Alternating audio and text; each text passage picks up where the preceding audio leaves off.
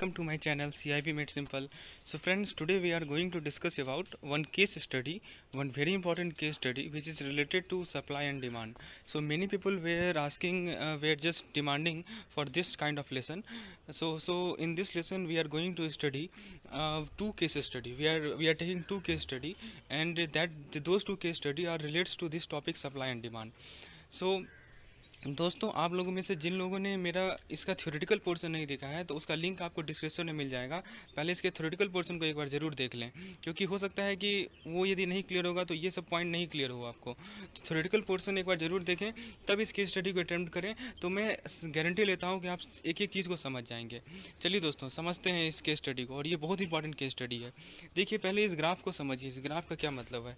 देखिए, इस ग्राफ में जो है वाई एक्सिस है और एक एक्स एक्सिस है। वाई एक्सिस पे प्राइस दिखाया हुआ है जो कि आप देख सकते हैं P1, P एंड P2, और एक्स एक्सिस पे क्वांटिटी दिखाया हुआ है जो कि आप देख सकते हैं Q1, Q एंड Q2। ठीक है, और आप लोगों को पता है यहाँ पे देखिए एक कर्व है डी वाला और एक कर्व है S वाला। तो D वाला कर्व डिमांड कर्व है, और इसका नेचर क्या है आप देख सकते हैं कि ये डाउनवर्ड स्लोपिंग है, और S कर्व जो है वो हमारा सप्लाई वाला है, और इसका नेचर क्या है, ये अपवर्ड स्लोपिंग है। आप देख सकते हैं फ्रेंड्स, और आप देखिए, और आगे आगे क्या कह रहा है कि आप देख सकते हैं कि हुआ क्या कि एक बार शिफ्ट हुआ है। ठीक है, सप्लाई में शिफ्ट हुआ है। पहले एस था सप्लाई, डिमांड हमारा वही का वही है, लेकिन सप्लाई में शिफ्ट हो रहा है। यहाँ पे आप देख सकते हैं सप्लाई चेंज हो रहा है। पहले S1 हुआ, S1 यदि हुआ तो P1 प्राइस है, Q1 क्वांटिटी है। S2 यदि हुआ तो P2 प्राइस है, Q2 क्वांटिटी है। चलिए, और E1 E2 इक्विलिब्रियम पॉइंट है। दोस्तों, ये इक्विलिब्रियम पॉइंट क्या होता है, ये सब मैंने अच्छे से डिस्कस किया था अपने थ्योरेटिकल वाले टॉपिक में।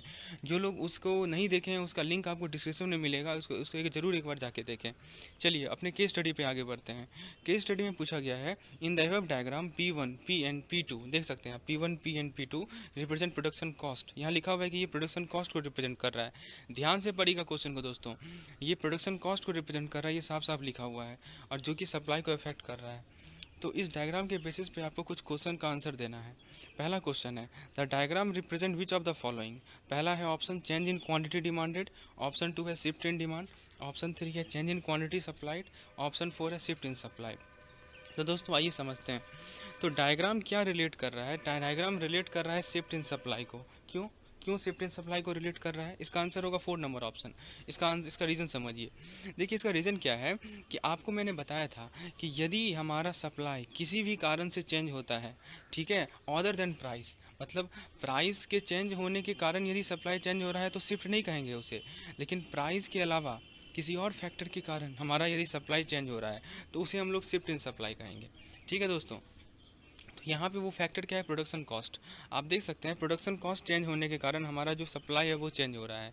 तो प्रोडक्शन कॉस्ट जो है वो हमारा प्राइस तो नहीं है, ठीक है, प्राइस से दूसरा फैक्टर है। तो फ्रेंड्स, इसीलिए इसे टर्म दिया गया है शिफ्ट इन सप्लाई। दोस्तों, मैंने अपने थ्योरेटिकल वाले पोर्शन में आपको अच्छे तरीके से समझाया था शिफ्ट इन सप्लाई का क्या मतलब है। मैं अभी फिर से समझा रहा हूँ, मैं फिर से रिटरेट कर रहा हूँ इस पॉइंट को कि शिफ्ट इन सप्लाई का मतलब होता है कि सप्लाई में चेंज आना किसी और फैक्टर के कारण। ठीक है दोस्तों, किसी और फैक्टर के कारण अदर देन प्राइस। तो यहाँ पे वो फैक्टर क्या है, प्रोडक्शन कॉस्ट। प्रोडक्शन कॉस्ट में आप खुद सोचिए, प्रोडक्शन का जो लागत होता है, आप मान लीजिए कोई चीज़ प्रोड्यूस कर रहे हैं, तो उसका यदि प्रोडक्शन कॉस्ट घट जाएगा, ठीक है, तो क्या होगा, आपको फ़ायदा होगा कि आपको सस्ता में वो चीज़ आप मैन्युफैक्चर कर पा रहे हैं, और ज़्यादा से ज़्यादा सप्लाई आप करेंगे। समझ रहे हैं दोस्तों, क्वान्टिटी बढ़ा देंगे आप। तो ये चीज़ है। चलिए, क्वेश्चन नंबर 1 का करेक्ट आंसर है ऑप्शन नंबर 4। आइए क्वेश्चन नंबर 2 को देखते हैं। The point E2, E and E1 in that order in the diagram represent which of the following. तो जरा देखिए दोस्तों, E2, E1 कहाँ है। E2 यहाँ नीचे है, E उसके ऊपर है, E1 उसके ऊपर है।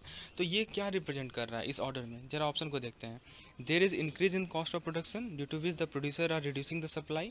बी कह रहा है there is decrease in cost of production due to which producer are reducing the supply. C कह रहा है there is increase in cost of production due to which producer are increasing the supply. और D कह रहा है there is decrease in cost of production due to which producer are increasing supply. आइए समझते हैं। आप जरा देखिए दोस्तों, E2 के कॉरस्पॉन्डिंग प्रोडक्शन कॉस्ट वाला पॉइंट क्या है, P2। ई के कॉरस्पॉन्डिंग प्रोडक्शन कॉस्ट वाला पॉइंट क्या है, P। E1 के कॉरस्पॉन्डिंग प्रोडक्शन कॉस्ट वाला पॉइंट क्या है, P1। आप ये बताइए मुझे कि P2, P और P1 इन तीनों में से सबसे बड़ा कौन है, P1 बड़ा है। आप देख सकते हैं, ये तो सिंपल है। वाई एक्सिस को आप ठीक से देखिए तो P1 सबसे ऊपर है, यानी P1 जो है P से बड़ा है और P जो है P2 से बड़ा है। समझ रहे हैं दोस्तों। तो इसका मतलब क्या हुआ कि जैसे हम लोग E2 से E1 जा रहे हैं, प्रोडक्शन कॉस्ट हमारा क्या हो रहा है, बढ़ रहा है। ठीक है दोस्तों। अब प्रोडक्शन कॉस्ट यदि बढ़ेगा, ये तो क्लियर है प्रोडक्शन कॉस्ट बढ़ रहा है। आइए समझते हैं, अब देखते हैं मैंने यहाँ क्या लिखा है। देखिए E2 E1 जा रहे हैं तो प्रोडक्शन कॉस्ट क्या हो रहा है, बढ़ रहा है, जो कि हम समझ रहे हैं। अब यदि प्रोडक्शन कॉस्ट बढ़ेगा, आप खुद सोचिए, आप मान लीजिए आप खुद प्रोड्यूसर हैं और कॉस्ट लागत जो है वो बढ़ रही है, प्रोडक्शन की लागत बढ़ रही है, तो क्या होगा, आप क्या अर्लियर जो सप्लाई था उसको मेंटेन कर पाएंगे? बिल्कुल नहीं कर पाएंगे। जैसे मान लीजिए कि अभी आप जो है, अभी के सिचुएशन में मान लीजिए कि आप 1000 आइटम सप्लाई कर पा रहे हैं, लेकिन कल को क्या हुआ कि उसका आपका जो लागत था प्रोड्यूस करने का वो बढ़ गया, तो क्या होगा, 1000 की जगह आप लोग 700 करेंगे, 800 करेंगे, 1000 तो नहीं कर पाएंगे। समझ रहे हैं दोस्तों? तो इस कारण आपको सप्लाई क्या करना पड़ेगा, घटाना पड़ेगा। ठीक है, तो जरा ऑप्शन में क्या देखा हुआ था, ऑप्शन को पढ़िए कि there is increase in cost of production due to which producer are reducing the supply. तो ऑप्शन ए हमारा करेक्ट है बिल्कुल। ठीक है, बी में क्या कर रहा है, there is decrease in cost of production, ये तो बिल्कुल ही गलत है दोस्तों। हम क्या देख रहे हैं कि E2 E1 में जा रहे हैं तो प्रोडक्शन का कॉस्ट बढ़ रहा है, तो बी ऑप्शन गलत। ऑप्शन सी कर रहा है कि there is increase in cost of production due to which producer are increasing the supply, ये तो बिल्कुल गलत है दोस्तों। यदि कॉस्ट ऑफ प्रोडक्शन बढ़ेगा तो प्रोड्यूसर कैसे सप्लाई इंक्रीज करेगा, वो तो सप्लाई घटाएगा, तो सी ऑप्शन गलत है हमारा। और डी में कर रहा है there is decrease in cost of production, ये तो ऐसे ही गलत है। तो इसीलिए इस क्वेश्चन का जो करेक्ट आंसर होगा वो होगा हमारा ऑप्शन नंबर ए। तो दोस्तों उम्मीद है मैं जिस तरह से समझा रहा हूँ आपको एकदम क्रिस्टल क्लियर हो गया होगा कंसेप्ट आपका कि कैसे ग्राफ को रीड करना है। बहुत लोगों की डिमांड थी कि मैं इस पर एक लेसन लेके आऊँ केस स्टडी पे, तो फ्रेंड्स ये वही केस स्टडी है। आइए आगे बढ़ते हैं। अगला क्वेश्चन नंबर 3 है हमारा इसी डायग्राम से related. The line P2 E2 and Q2 in the diagram represent which of the following. तो जरा देखिए P2 E2 Q2 कहाँ है। देखिए P2 हमारा वाई एक्सिस पे है, प्रोडक्शन कॉस्ट को रिप्रेजेंट कर रहा है। E2 हमारा इक्विलिब्रियम पॉइंट को रिप्रेजेंट कर रहा है और Q2 हमारा क्वांटिटी को रिप्रेजेंट कर रहा है। तो क्वेश्चन में पूछा गया है कि P2 E2 Q2 क्या रिप्रेजेंट कर रहा है। आइए ऑप्शन देखते हैं। ऑप्शन है पहला number decrease in production cost due to decrease in supply, दूसरा नंबर है decrease in production cost due to decrease in demand, तीसरा ऑप्शन है decrease in production cost leading to increase in supply, चौथा option है decrease in production cost leading to increase in demand. तो ये चार option हमें दी गई हैं। आइए इसका आंसर देखते हैं, इसको समझते हैं। देखिए ये जो पॉइंट है आप खुद बताइए दोस्तों, आप खुद बताइए कि प्रोडक्शन कॉस्ट जो है घटा है या बढ़ा है। आप खुद देखिए, यदि आप P2 पॉइंट को देखते हैं तो आप देख सकते हैं कि प्रोडक्शन कॉस्ट क्या हुआ है, घटा है। ठीक है, प्रोडक्शन कॉस्ट घटा है हमारा, साफ साफ क्लियर है। ओके, तो प्रोडक्शन कॉस्ट यदि घटा है तो आप बताइए, आप इसका मतलब क्या हुआ कि सेम प्रोडक्शन कॉस्ट के लिए प्रोड्यूसर ज़्यादा से ज़्यादा सप्लाई कर पाएगा। ठीक है, आप ऐसे समझिए कि आज के समय में आप किसी चीज़ को प्रोड्यूस कर रहे हैं, 1000 आइटम आप प्रोड्यूस कर पा रहे हैं, कल को क्या हुआ कि जो लागत थी वो घट गई आपकी, तो आप ज़्यादा से ज़्यादा आइटम प्रोड्यूस कर पाएंगे। 1000 की जगह 1200 आइटम प्रोड्यूस कर पाएंगे या 1300 आइटम प्रोड्यूस कर पाएंगे। तो फ्रेंड्स यहाँ पे आप देख सकते हैं कि इसमें क्या हुआ है कि हमारा जो प्रोडक्शन कॉस्ट है, वो क्या हुआ है, वो घट गया है, जिसके कारण से सप्लाई जो है वो हमारा बढ़ गया है। तो ये सप्लायर के पॉइंट ऑफ व्यू से एकदम प्रॉफिटेबल सिचुएशन है कि वो ज़्यादा से ज़्यादा सप्लाई कर पा रहा है। तो दोस्तों इस क्वेश्चन का जो ऑप्शन को देखिए, पहला ऑप्शन कर रहा है decrease in production cost due to decrease in supply. तो इसका ये क्या आपको सही लग रहा है कि supply due to decrease in supply. ठीक है, यहाँ पे देखिए सप्लाई बढ़ रहा है दोस्तों और प्रोडक्शन कॉस्ट घट रहा है, तो कौन सा ऑप्शन में ऐसा लिखा हुआ है, ऑप्शन नंबर आप सी देखिए। ठीक है, decrease in production cost leading to increase in supply, तो इस क्वेश्चन का जो करेक्ट आंसर होगा वो होगा हमारा ऑप्शन नंबर सी। चलिए ये था हमारा पहला केस स्टडी। अब हम लोग दूसरे केस स्टडी पे आगे बढ़ते हैं। देखिए इसमें भी वही है, इसमें वाई एक्सिस है, वाई एक्सिस पे प्राइस दिखाया गया है और एक्स एक्सिस पे क्वांटिटी दिखाया गया है। फिर से देखिए एक कर्व है डाउनवर्ड स्लोपिंग जिसे D2 से रिप्रेजेंट किया गया है और एक कर्व है अपवर्ड स्लोपिंग जिसे SS से रिप्रेजेंट किया गया है। दोनों जहाँ मीट कर रहे हैं उसे हम लोग इक्विलिब्रियम प्राइस पॉइंट कहते हैं। और देखिए एक हॉरिजॉन्टल लाइन ड्रॉ किया गया है डैश शेप में, जो कि इस लाइन को A और B पॉइंट पे काट रहा है, और दूसरा लाइन है जो कि हॉरिजॉन्टल लाइन है जो कि C और D1 पॉइंट पे काट रहा है। तो दोस्तों क्वेश्चन में पूछा गया इन the diagram the area between point A, E and B represent which of the following. ठीक है, A, E और B के बीच में जो एरिया है वो क्या रिप्रेजेंट कर रहा है। तो ऑप्शन ए है लेस सप्लाई और शॉर्टेज, ऑप्शन बी है एक्सेस सप्लाई और सरप्लस, ऑप्शन सी है एक्सेस डिमांड और ऑप्शन डी है शॉर्ट डिमांड। आइए समझते हैं इस चीज़ों को, बहुत इंपॉर्टेंट क्वेश्चन है दोस्तों ये। आइए देखते हैं क्या मतलब हुआ इसका। तो फ्रेंड्स देखिए ऐसा है कि सबसे पहले जो कर्व SS है दोस्तों, SS कर्व क्या रिप्रेजेंट कर रहा है, सप्लाई को रिप्रेजेंट कर रहा है, और D2 कर्व क्या रिप्रेजेंट कर रहा है, डिमांड को रिप्रेजेंट कर रहा है। तो फ्रेंड्स ये बताइए A जो पॉइंट है वो किस कर्व पे लाई कर रहा है। तो A पॉइंट लाई कर रहा है हमारा डिमांड वाले कर्व पे। ठीक है दोस्तों, और जो हमारा B पॉइंट है वो कहाँ लाई कर रहा है, वो लाई कर रहा है हमारा सप्लाई वाले कर्व पे।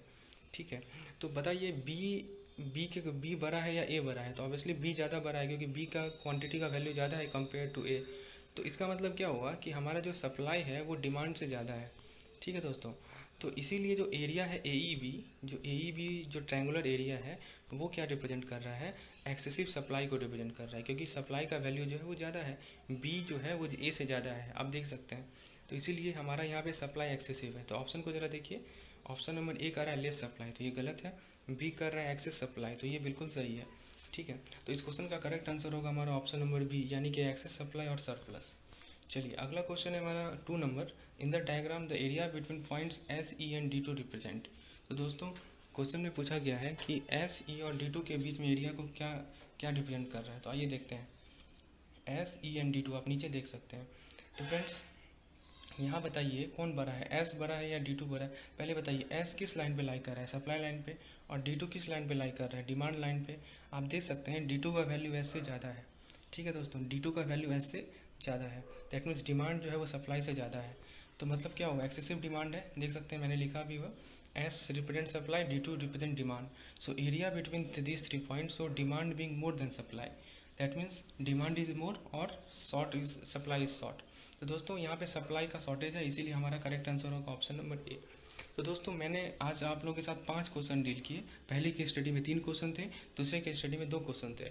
उम्मीद है आपका कंसेप्ट बिल्कुल ही क्लियर हुआ होगा, और मैं इस तरह का केस स्टडी लेकर आऊँगा यदि आप सपोर्ट करेंगे तो आप कमेंट सेक्शन में लिखें कि आपको ऐसा केस स्टडी और भी चाहिए, तो मैं अच्छे से समझाऊंगा आप लोगों को और आप लोगों के साथ लेकर आऊँगा इस केस स्टडी को। तो दोस्तों इस लेसन को लाइक करें, चैनल को सब्सक्राइब करें और इसे शेयर करें। धन्यवाद। नमस्कार दोस्तों, स्वागत करता हूं आप लोगों का हमारे CIB मेड सिंपल के इस चैनल में। तो दोस्तों आज मैं आप लोगों के लिए लेकर आया हूं थ्योरी ऑफ इंटरेस्ट पे बेस्ड एक केस स्टडी, और एक केस स्टडी बेस्ड होगा हमारा बिजनेस साइकिल पे। तो 2 केस स्टडी मैं आप लोगों के लिए आज लेकर आया हूं, और ये जो केस स्टडी का सीरीज चल रहा है उसका मैंने एक प्लेलिस्ट बनाया हूँ, जिसका लिंक आपको डिस्क्रिप्शन में मिल जाएगा। उसे आप लोग अलग अलग तरह के केस स्टडी को डिस्कस करेंगे। हम लोगों ने demand and supply, money supply curve, इन सभी के केस स्टडी को डिस्कस किया था। तो आज हम लोग थ्योरी ऑफ इंटरेस्ट के केस स्टडी को डिस्कस करेंगे। तो दोस्तों इस केस स्टडी को समझने से पहले मैं आपसे रिक्वेस्ट करूंगा कि थ्योरी ऑफ इंटरेस्ट का थ्योरेटिकल पोर्शन एक बार जरूर देख लें, तभी आप इस केस स्टडी को आसानी से सॉल्व कर पाएंगे। अदरवाइज थ्योरी ऑफ इंटरेस्ट आप लोग जानते ही हैं कि इसमें आपको कुछ बेसिक नॉलेज जब तक क्लियर नहीं होंगी तब तक कुछ समझ में ही नहीं आएगा। तो सबसे पहले मेरा इस थ्योरी ऑफ इंटरेस्ट का थ्योरेटिकल पोर्शन का लिंक मैं डिस्क्रिप्शन में दे रहा हूँ, उसे एक बार ज़रूर जाके देखें, तब इसे आप पढ़ें, तब इस केस स्टडी को सॉल्व करें तो आप तुरंत सॉल्व कर पाएंगे। चलिए दोस्तों आइए देखते हैं केस स्टडी में क्या कहा गया है। सबसे पहले इस ग्राफ को स्टडी करते हैं। देखिए दोस्तों इस ग्राफ में हमारे पास ऑरिजिन है, एक एक्स एक्सिस है और एक वाई एक्सिस है। एक्स एक्सिस पे इनकम को दर्शाया गया है, वाई एक्सिस पे रेट ऑफ इंटरेस्ट को दर्शाया गया है दोस्तों। अब देखिए एक्स एक्सिस पे y1, y2, y3, y4, y5 ये सभी इनकम लेवल्स हैं, और वाई एक्सिस पे R1, R2, R3, R4, R5 ये सब रेट ऑफ इंटरेस्ट के लेवल है। अब देखिए दोस्तों यहाँ पे 2 कर्व आपको दिख रहा होगा, एक कर्व है डाउनवर्ड स्लोपिंग जिसे हम लोग IS कर्व कहते हैं, यानी कि इनकम सेविंग कर्व कहते हैं, और दोस्तों दूसरा जो कर्व है वो है हमारा LM कर्व। LM कर्व को हम लोग लिक्विडिटी मनी प्रेफरेंस कर्व कहते हैं दोस्तों। तो ये जो कर्व है लिक्विडिटी मनी वाला, ये अपवर्ड स्लोपिंग है। फ्रेंड्स ये दोनों जो IS और LM कर्व हैं वो एक पॉइंट पे इंटरसेक्ट कर रहे हैं दोस्तों, जिसे हम लोग इक्विलिब्रियम पॉइंट कहते हैं। तो आप देख सकते हैं इक्विलिब्रियम पॉइंट कैसे रिप्रेजेंट किया गया है, जहाँ जिस पॉइंट पे R3 और Y3 इंटरसेक्ट कर रहा है। ठीक है दोस्तों, तो फ्रेंड्स ये है इस ग्राफ का बेसिक मीनिंग। अब जरा क्वेश्चन को पढ़ते हैं, क्वेश्चन क्या कह रहा है।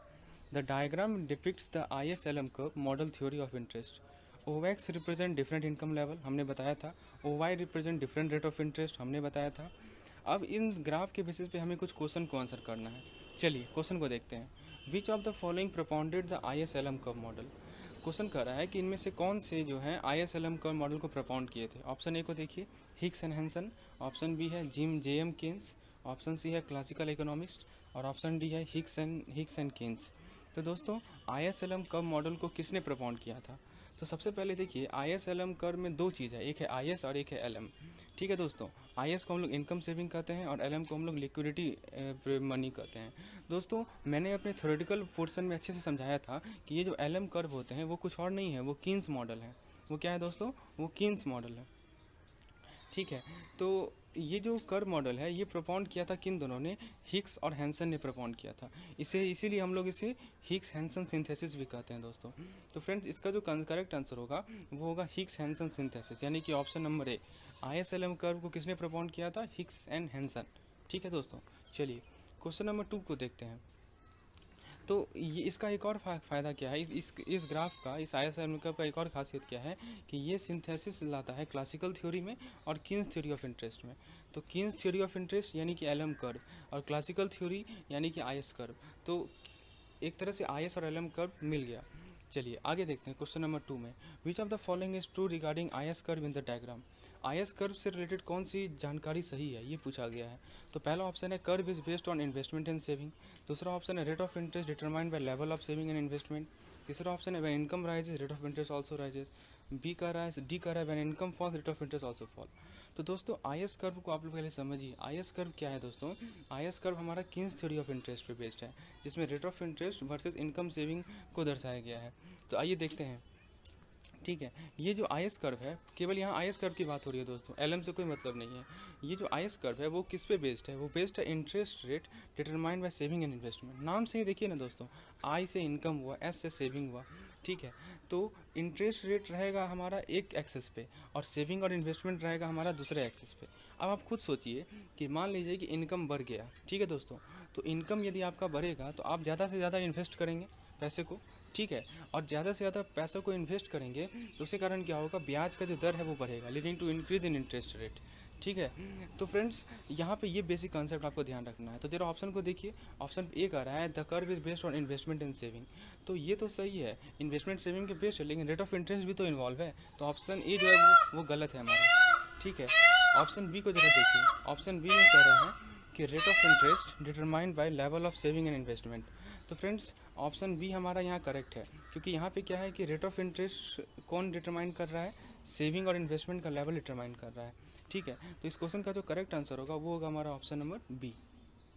ठीक है, और ऑप्शन सी कह रहा है कि इनकम राइज करेगा तो रेट ऑफ इंटरेस्ट भी राइज करेगा। ठीक है, तो ये भी सही है एक तरह से, लेकिन जो मोस्ट अप्रोप्रिएट इसका आंसर होगा वो होगा हमारा ऑप्शन नंबर बी। ठीक है, चलिए आगे देखते हैं क्वेश्चन नंबर 3 में, in the diagram the equilibrium is at point E. ठीक है, in this connection which of the following statement is not correct. तो ध्यान दीजिएगा दोस्तों, यहाँ पे नॉट करेक्ट वर्ड लिखा हुआ है, तो हमें ये वो ऑप्शन देखना है जो कि सही नहीं है। और हम लोग जानते ही हैं कि इक्विलिब्रियम के लिए कौन सा पॉइंट होता है, इक्विलिब्रियम पॉइंट होता है हमारा ई पॉइंट, जहाँ पे ये दोनों कर्व इंटरसेक्ट करती हैं। तो फ्रेंड्स क्वेश्चन में कहा गया है कि इनमें से कौन सा करेक्ट वन नहीं है। तो देखिए पहला ऑप्शन कह रहा है at this point the income and rate of interest stand in relation to each other. चलिए, बी कह रहा है investment and saving are in equilibrium. C कह रहा है demand for money is in equilibrium with supply of money. और D कह रहा है नन ऑफ दीज। तो आइए दोस्तों समझते हैं इस इक्विलिब्रियम पॉइंट की क्या खासियत है। इक्विलिब्रियम पॉइंट पे क्या होता है कि इनकम और रेट ऑफ इंटरेस्ट जो है वो इस तरह रिलेशन में रहता है ताकि इन्वेस्टमेंट सेविंग जो कि IS कर्व से रिप्रेजेंट है और डिमांड एंड सप्लाई जो कि LM कर्व से रिप्रेजेंट है, ये दोनों आपस में इक्विलिब्रियम हो। ठीक है, ध्यान से समझिएगा दोस्तों, इक्विलिब्रियम पॉइंट का क्या खासियत है कि रेट ऑफ इंटरेस्ट इस तरह रिलेशन में होता है आपस में कि income and saving are in equilibrium, IS are in equilibrium and demand and supply also in equilibrium. तो इनकम सेविंग को कौन रिप्रेजेंट कर रहा है, IS कर्व, डिमांड सप्लाई को कौन रिप्रेजेंट कर रहा है, LM कर्व। तो आपस में सभी लोग इक्विलिब्रियम में होते हैं। जरा आइए ऑप्शन को देखते हैं। ऑप्शन ए कह रहा है at this point income and rate of interest and relation to each other. बिल्कुल सही है, अब मैंने बताया भी कि ये जो इक्विलिब्रियम पॉइंट है वहाँ पे इनकम और रेट ऑफ इंटरेस्ट आपस में एक रिलेशन मेंटेन करते हैं। और मैंने क्या बताया कि इस पॉइंट पे जो इन्वेस्टमेंट सेविंग इक्विलिब्रियम में होंगे, यानी कि IS का जो कंपोनेंट है वो इक्विलिब्रियम में होगा, और इस पॉइंट पे LM का जो कंपोनेंट है जो कि डिमांड और सप्लाई है वो भी इक्विलिब्रियम में होगा। तो दोस्तों इस क्वेश्चन में हम लोग क्या देख सकते हैं, ए भी करेक्ट है, बी भी करेक्ट है और सी भी करेक्ट है, लेकिन पूछा क्या गया था, नॉट करेक्ट।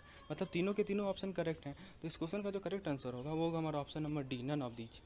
ठीक है दोस्तों, चलिए इस क्वेश्चन का इस केस स्टडी का आखिरी क्वेश्चन को हम लोग डिस्कस करते हैं। इस क्वेश्चन में पूछा गया है कि ISLM और डिटर्मिनेट थ्योरी ऑफ इंटरेस्ट। ध्यान दीजिएगा दोस्तों, ये जो ISLM कर्व है इसका दूसरा नाम है डिटर्मिनेट थ्योरी ऑफ इंटरेस्ट। तो ये जो डिटर्मिनेट थ्योरी ऑफ इंटरेस्ट है वो किस चीज़ पे बेस्ड है।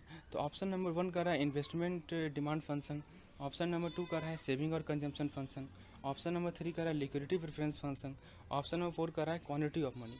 अब देखिए ऑप्शन किस तरह है, 1 to 4 all, 1 2 and 4, 2 3 and 4, 1 3 and 4। दोस्तों इसी तरह के क्वेश्चन पूछे जाते हैं हमारे CIB में, ठीक है। यहाँ पे देख सकते हैं कि क्या खासियत है क्वेश्चन का, कि ऑप्शन को भी पे भी एक ऑप्शन बनाया गया है। चलिए आइए समझते हैं इस क्वेश्चन को। तो ISLM कर्व जो है किन किन चीज़ों पे बेस्ड है ये पूछा गया है।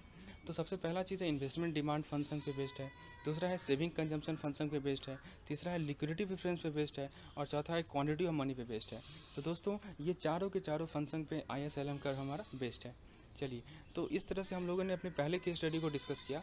दोस्तों जो लोग इसे नहीं समझ पाए हैं कि आखिर ये क्या है क्या नहीं है, जो पहली बार देख रहे होंगे, उन्हें तो बिल्कुल मैं कह सकता हूँ कि उनको नहीं समझ में आया होगा। तो उनको करना क्या है कि पहले इसका थ्योरेटिकल पोर्शन को एक बार देखें, जो कि मैं बार बार रिपीट कर रहा हूँ। उसका लिंक आपको डिस्क्रिप्शन में मिलेगा, उसको एक बार देखें, 2 बार देखें, जब तक क्लियर नहीं हो जाए तब तक देखें, और फिर इसे अटैम्प्ट करें। फिर मैं गारंटी देता हूँ कि आपको सब चीज़ क्रिस्टल क्लियर रहेगा।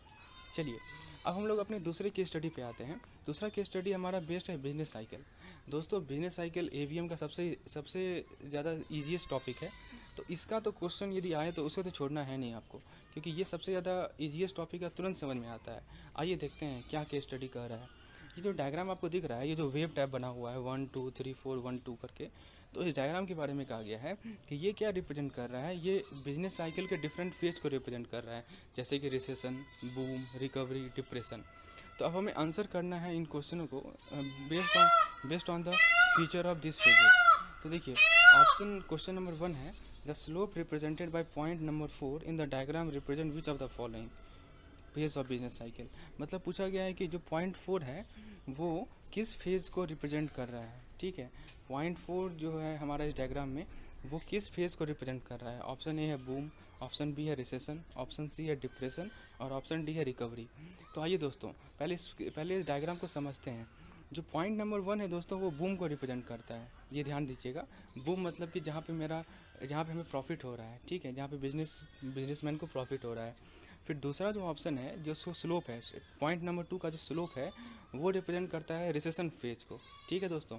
ये जो 2 का जो स्लोप है, जो कि आप देख सकते हैं नेगेटिव स्लोप है, डाउनवर्ड मूविंग है कर्व, तो वो रिसेशन को रिप्रेजेंट करता है। उसके बाद तीसरा जो है वो डिप्रेशन को रिप्रेजेंट करता है। अब देखिए तीसरा जो पॉइंट है वो सबसे नीचे वाला पॉइंट है, तो ये क्या है, डिप्रेशन।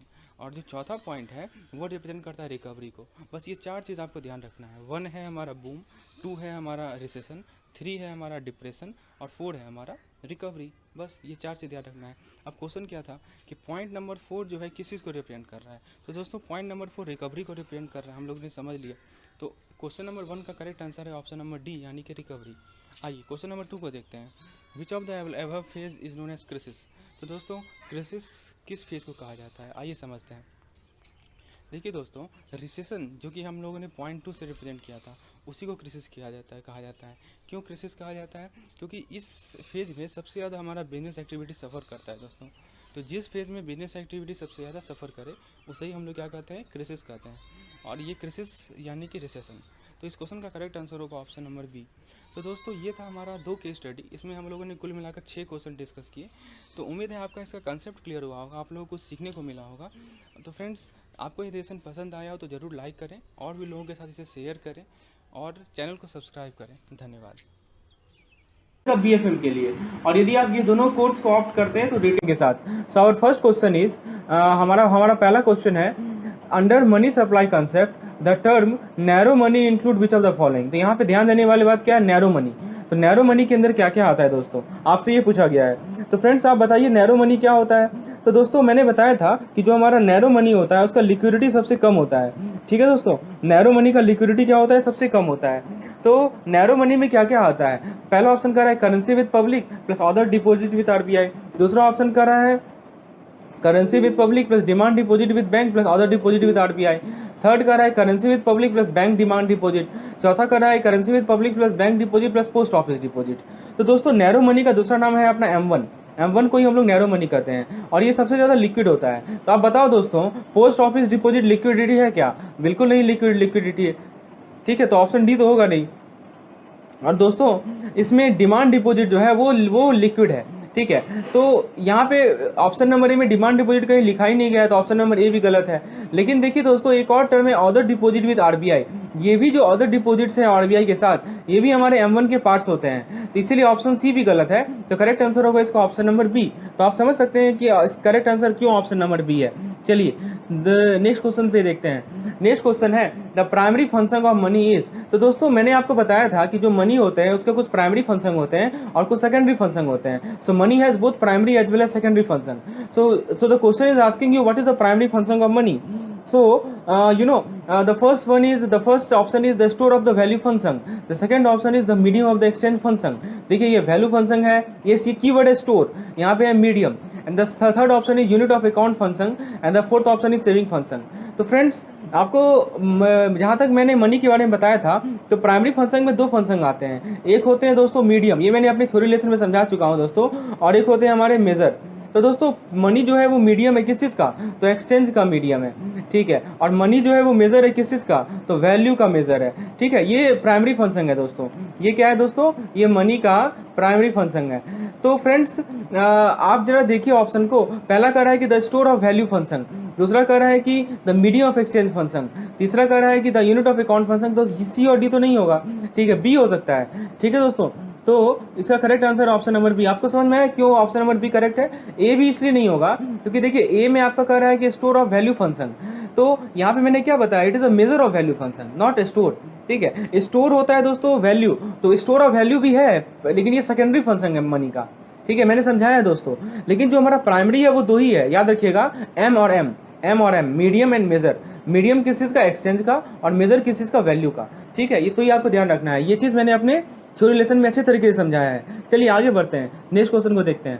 क्वेश्चन नंबर 3 है money is anything which perform the following, pick out the odd one. तो दोस्तों क्या कर रहा है कि मनी वैसा चीज़ है जो कि इसे परफॉर्म करता है, आपको ऑड वन को पिक करना है, यानी कि गलत कौन सा है, यानी मनी का फंक्शन पूछा गया है।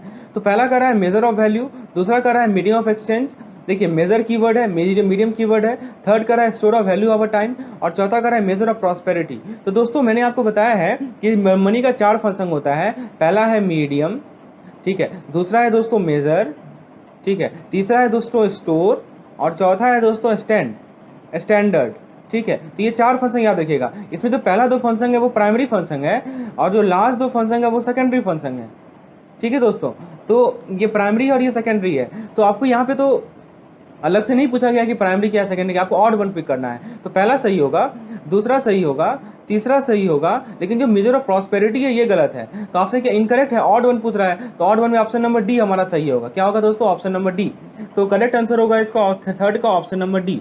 ओके चलिए आगे देखते हैं। Money supply refers to, money supply का डेफिनेशन मैंने बताया था दोस्तों। मनी सप्लाई का क्या मतलब है, तो दोस्तों मनी सप्लाई के बारे में मैंने आपको बताया था, it is total stock of money, ठीक है दोस्तों। क्या है ये बेसिकली होता है total stock of money, total stock of money, ठीक है दोस्तों।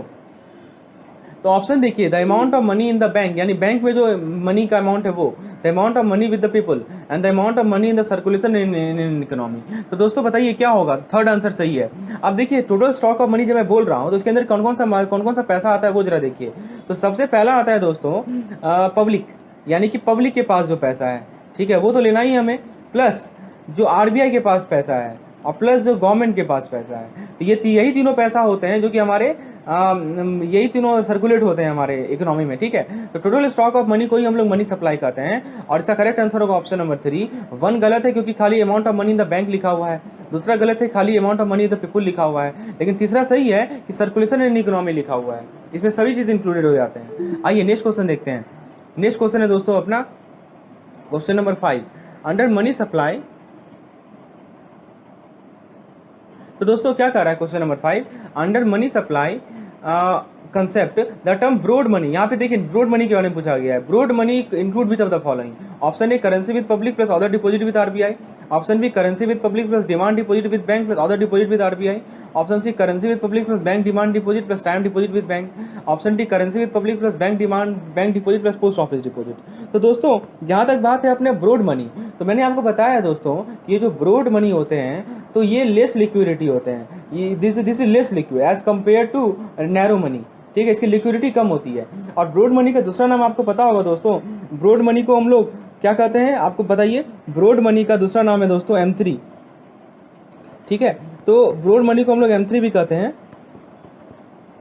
तो फ्रेंड्स आप यहाँ देख सकते हैं कि इस पार्टिकुलर क्वेश्चन में आपसे पूछा गया है कि ब्रॉड मनी के अंदर क्या क्या आता है। तो बताइए दोस्तों, हमारा M3 में क्या होता है कि M1 plus time deposit with bank होता है, ठीक है, M1 plus time deposit with bank.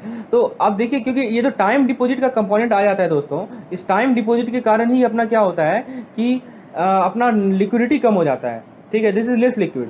So this time deposit के कारण क्या होता है, टाइम डिपॉजिट जैसे कि आपका FD वगैरह हो गया, ठीक है, RD हो गया, ये टाइम डिपॉजिट है। तो टाइम डिपॉजिट क्या करता है कि लिक्विडिटी कम कर देता है, इसीलिए इसे हम लोग ब्रॉड मनी कहते हैं। तो ब्रॉड मनी बेसिकली क्या होता है, ब्रॉड मनी होता है M1 प्लस टाइम डिपॉजिट, ठीक है, M1 प्लस टाइम डिपॉजिट। अब M1 में क्या क्या आता है, तो M1 में मैंने बताया था डिमांड डिपॉजिट आता है, करेंसी विद पब्लिक आता है। तो देखिए किसमें टाइम डिपॉजिट नहीं है वो आंसर सही होगा, वही देखिए पहला ऑप्शन देखिए, इसमें टाइम डिपॉजिट लिखा है क्या, नहीं लिखा है तो ये गलत है। दूसरा ऑप्शन देखिए, इसमें ये तो हमारा नैरो मनी का कंसेप्ट है तो ये भी नहीं होगा। लेकिन तीसरा में देखिए लिखा हुआ है टाइम डिपॉजिट, ठीक है, तो ये सही होगा।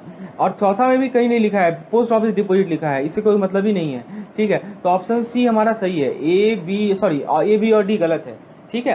तो समझ में आया कि ब्रॉड मनी में क्या इंक्लूड करना है, हमें टाइम डिपॉजिट इंक्लूड करना है। आइए आगे देखते हैं question number 6, the important money supply indicator monitored in RBI। बहुत अच्छा क्वेश्चन है दोस्तों। आपसे क्या पूछा गया है, आपके सामने आपको पता है ना M1 M2 M3 M4 ये 4 मनी सप्लाई इंडिकेटर हैं।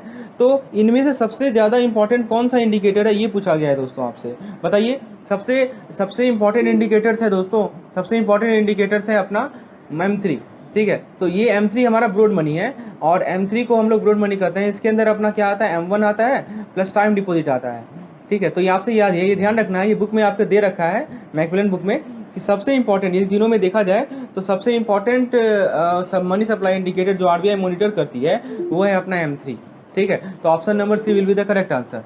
आइए नेक्स्ट क्वेश्चन देखते हैं। नेक्स्ट क्वेश्चन है अपना दोस्तों, हाँ ये बहुत अच्छा क्वेश्चन है।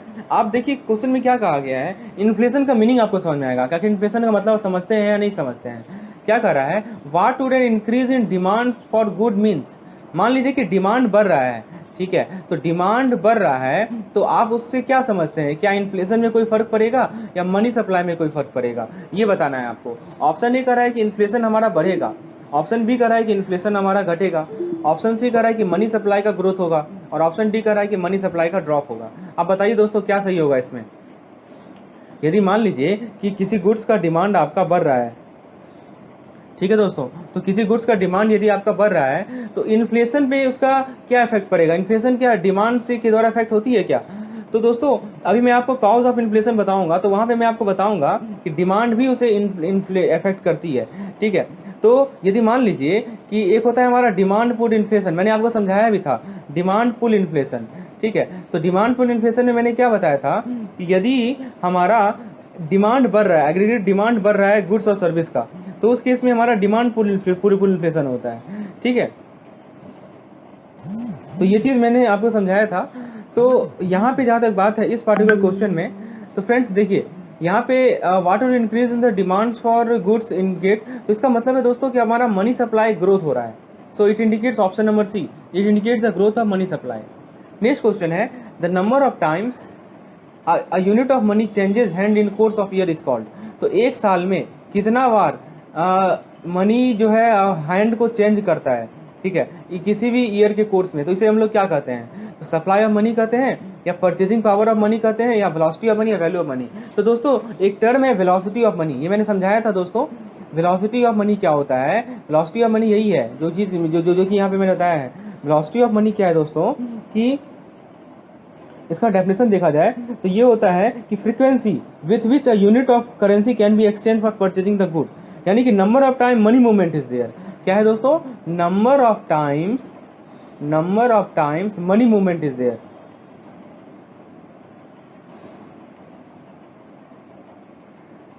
Number of times money movement is there, ठीक है। तो money movement is there from one of the entity to other entity, तो इसे हम लोग वेलोसिटी ऑफ मनी कहते हैं। तो आपसे यही पूछा तो गया है कि number of times unit of money changes hand in the course of year, तो उसे क्या कहते हैं, वेलोसिटी ऑफ मनी कहते हैं। तो ऑप्शन ए तो होगा नहीं, बी भी नहीं होगा, डी भी नहीं होगा, सी करेक्ट है, ठीक है। So the velocity of money is nothing but number of times money movement is there, so option C is the correct answer, ठीक है। तो आपको डेफिनेशन पता होना चाहिए कि मनी वेलोसिटी ऑफ मनी का मीनिंग क्या है। आइए आगे देखते हैं नेक्स्ट क्वेश्चन हम लोग। नेक्स्ट क्वेश्चन है अपना, इफ द पब्लिक, देखिए क्या कर रहा है कि क्वेश्चन में ये कर रहा है कि the public finds way of making the same amount of money perform a large amount of transaction then before. अब देखिए अमाउंट ऑफ मनी उतना ही है, जैसे मान लीजिए कि 10,000 रुपया है, तो द अमाउंट तो 10,000 ही रह रहा है, लेकिन ट्रांजेक्शन ज़्यादा हो रहा है। इसका क्या मीनिंग हुआ? पहला option the demand for money must have risen, यानी डिमांड बढ़ गया होगा। दूसरा ऑप्शन वेलोसिटी बढ़ गया होगा। तीसरा ऑप्शन इनकम एंड प्राइसेस बढ़ गया होगा। चौथा ऑप्शन मनी सप्लाई बढ़ गया होगा। अब दोस्तों बताइए क्या सही होगा? तो दोस्तों जहाँ तक बात है कि अमाउंट ऑफ मनी वही है, ठीक है, हमारा जो मनी का अमाउंट है, मनी जो है वो फिक्स्ड है, ठीक है, लेकिन ट्रांजैक्शन इंक्रीज हो गया है। तो ट्रांजैक्शन इंक्रीज हो गया यानी फ्रीक्वेंसी बढ़ गया है। और अभी मैंने आपको बताया ना दोस्तों कि कितना बार मनी मूवमेंट हो रहा है एक एंटिटी से दूसरे एंटिटी में, इसे हम लोग क्या कहते हैं? इसे हम लोग कहते हैं वेलोसिटी ऑफ मनी। क्या कहते हैं दोस्तों? Velocity of money. तो आप इस केस में देख सकते हो, इसका मीनिंग यदि समझना है तो आप समझो ऐसे कि यदि मान लीजिए कि सेम अमाउंट ऑफ मनी है लेकिन वो ट्रांजैक्शन ज़्यादा बार कर रहा है, तो इसका मतलब ये हुआ कि जो वेलोसिटी ऑफ मनी है हमारा वो बढ़ गया है, ठीक है। तो इसकी डिमांड नहीं बढ़ेगा, ऑप्शन ए गलत है। इनकम एंड प्राइस भी नहीं बढ़ेगा, सप्लाई ऑफ मनी भी नहीं बढ़ेगा, लेकिन बढ़ेगा तो हमारा वेलोसिटी ऑफ मनी बढ़ेगा। So option B is the correct answer. So I think using this question you can understand what is the physical meaning of this velocity of money. So option B is the correct answer. Okay, so let's move to the next question. So question number 10 is the fact that using money avoids the double coincidence of want necessary in the barter economy. Illustrate which function of money. अब देखिए यहाँ पे function का money से related एक question है। अभी मैंने बताया था ना आपको 4 फंक्शन था, M, S, S। एम से होता था मीडियम, दूसरे एम से होता था मेजर, तीसरे एम से होता था स्टोर और चौथे एम से होता था स्टैंडर्ड, चौथे एस से होता है स्टैंडर्ड। तो आपसे ये पूछ रहा है कि money avoids the double coincidence of wants. तो ये कौन से मनी के फंक्शन को इलस्ट्रेट कर रहा है? पहला है यूनिट ऑफ मनी, दूसरा है क्या है दोस्तों? मीडियम ऑफ एक्सचेंज, तीसरा क्या है? स्टोर ऑफ वैल्यू, चौथा क्या है? Source of liquidity.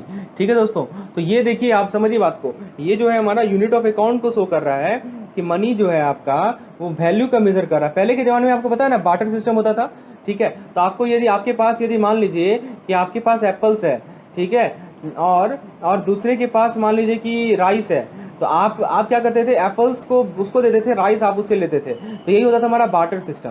लेकिन अब क्या हुआ? अब मनी बीच में आ गया। आप मनी देकर एप्पल मनी को एप्पल बेचकर मनी ले रहे हो और उसी मनी से आप राइस खरीद रहे हो। तो ये हमारा अभी का सिस्टम है। तो ये जो है इलस्ट्रेट करता है कि मनी जो है वो यूनिट ऑफ अकाउंट है, या इसे बुक के हिसाब से कहा जाए तो मेजर ऑफ वैल्यू है। Option A will be the correct answer. ठीक है, चलिए आगे देखते हैं। अब $25,000 price tag on new car is an example of money as. हाँ, अब देखिए एक नया सा कार है, उस पर $25,000 का प्राइस टैग है। तो ये प्राइस टैग मनी के किस फंक्शन को इलस्ट्रेट कर रहा है? टाइम डिपॉजिट को, मीडियम ऑफ एक्सचेंज को, स्टोर ऑफ वैल्यू को और यूनिट ऑफ अकाउंट। बताइए दोस्तों कौन सा फंक्शन होगा? तो साफ साफ है ये मीडियम ऑफ एक्सचेंज है, ठीक है, कि money is our medium of exchange. ठीक है, यानी कि इसी पैसा के थ्रू हम लोग क्या कर रहे हैं कि हम लोग एक्सचेंज कर रहे हैं इस आइटम को। So option B is the correct answer. Next question is which of the following applies to money when it serve as store of value. तो क्या कर रहा है कि जब मनी आपका स्टोर ऑफ वैल्यू का फंक्शन सर्व कर रहा है तो इनमें से कौन सा केस अप्लाई होगा? Money is a store of value because it is an agreed measure of for stating goods price. The more stable money is value the better it serves the store of value. When money serves as store of value it requires a double coincidence of wants. ठीक है, तो third तो होगा नहीं। Third अभी हम लोगों ने ऊपर देखा था ना, आप देखो इस वाले क्वेश्चन में हम लोगों ने कोइंसिडेंस वाला देखा था, तो यूनिट ऑफ अकाउंट था, स्टोर से मतलब नहीं था। ठीक है, तो थर्ड तो होगा नहीं, तो ऑप्शन नंबर सी नहीं होगा। ठीक है, तो करेक्ट आंसर इसका क्या है कि मनी स्टोर ऑफ वैल्यू इसलिए है क्योंकि एग्रीड मेजर्ड है फॉर स्टेटिंग गुड्स प्राइस। ठीक है, यही एक मेजर है जिसके थ्रू हम लोग गुड्स के प्राइस को स्टेट कर सकते हैं। So option 1 is the correct answer. So A will be the correct. Okay, so next let's move to the next question. So question number 13 is the quantity of money in an economy is $9 million. ठीक है, देखिए money का quantity दे रखा है हमारे economy में $9 million और velocity of circulation दे रखा है 3। तो आपको नॉमिनल जीडीपी बताना है। तो दोस्तों इस क्वेश्चन को बनाने के लिए आपको वेलोसिटी ऑफ मनी का फॉर्मूला पता होना चाहिए। ठीक है, देखिए मैं आपको हर एक तरह का क्वेश्चन करवाने का प्रयास कर रहा हूँ। मेरा ये प्रयास है कि so every type of question which ever can be asked in your CIB examination I am trying to cover that. Okay, so let's see what is the formula for velocity of money. So velocity of money is what मैंने बता दिया कि basically ये होता है कि हमारा जो मनी है वो कितना बार, उसका फ्रीक्वेंसी क्या है मूवमेंट का। तो वेलोसिटी ऑफ मनी का जो फॉर्मूला है दोस्तों वो ये है कि हम लोग नॉमिनेटर में नॉमिनल जीडीपी को लिखते हैं। ठीक है। अब नॉमिनल जीडीपी क्या होता है, रियल जीडीपी क्या होता है, दोनों में क्या डिफरेंस है वो मैं आपको आगे बताता हूँ। ठीक है, नॉमिनल जीडीपी को लिखते हैं और डिनोमिनेटर में दोस्तों हम लोग लिखते हैं मनी सप्लाई को। Okay, so this is the formula.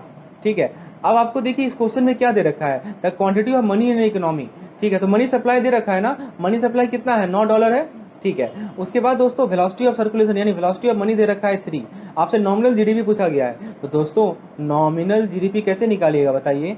तो nominal GDP is equal to velocity of money multiplied by money supply, यही तो होगा ना, मल्टीप्लाइड बाय मनी सप्लाई। तो आप क्या करेंगे, 3 वेलोसिटी ऑफ मनी कितना है 3 और हमारा मनी सप्लाई कितना है $9, तो 3 × 9 कितना हो जाएगा 27। तो दोस्तों $27 मिलियन हमारा आंसर हो जाएगा। So option B will be the correct answer. Okay, so 13 option number B is the correct answer. Let's move to the next question. So the next question is question number 14। तो दोस्तों ये जो question है ये basically हमारा एक case study है। So we will question number 14, 15, 16, 17 will be based on the same question. Question ये कहा गया है कि हमारा जो मेजर ऑफ मनी होता है उसमें बैंक डिपॉजिट भी इंक्लूडेड होता है with RBI, demand deposit with the banking system होता ही है, और टर्म डिपॉजिट भी होता है, उसमें करेंसी विद पब्लिक होता है, और M0, M1, M2, M3 के रूप में इसे शो करते हैं। अब क्वेश्चन क्या कर रहा है, the liabilities such as current deposit, demand liability portion of the saving bank, margin held in against letter of credit और bank guarantee, balance in overdue fixed deposit are included. अब ये सब जो चीज़ लिखा गया है किसके अंदर इंक्लूडेड है, M0, M1, M2, M3 किसके अंदर इंक्लूडेड है बताइए। तो दोस्तों देखिए ये सब हमारे लायबिलिटीज होते हैं, current deposit, demand liabilities, margin held against letter of credit.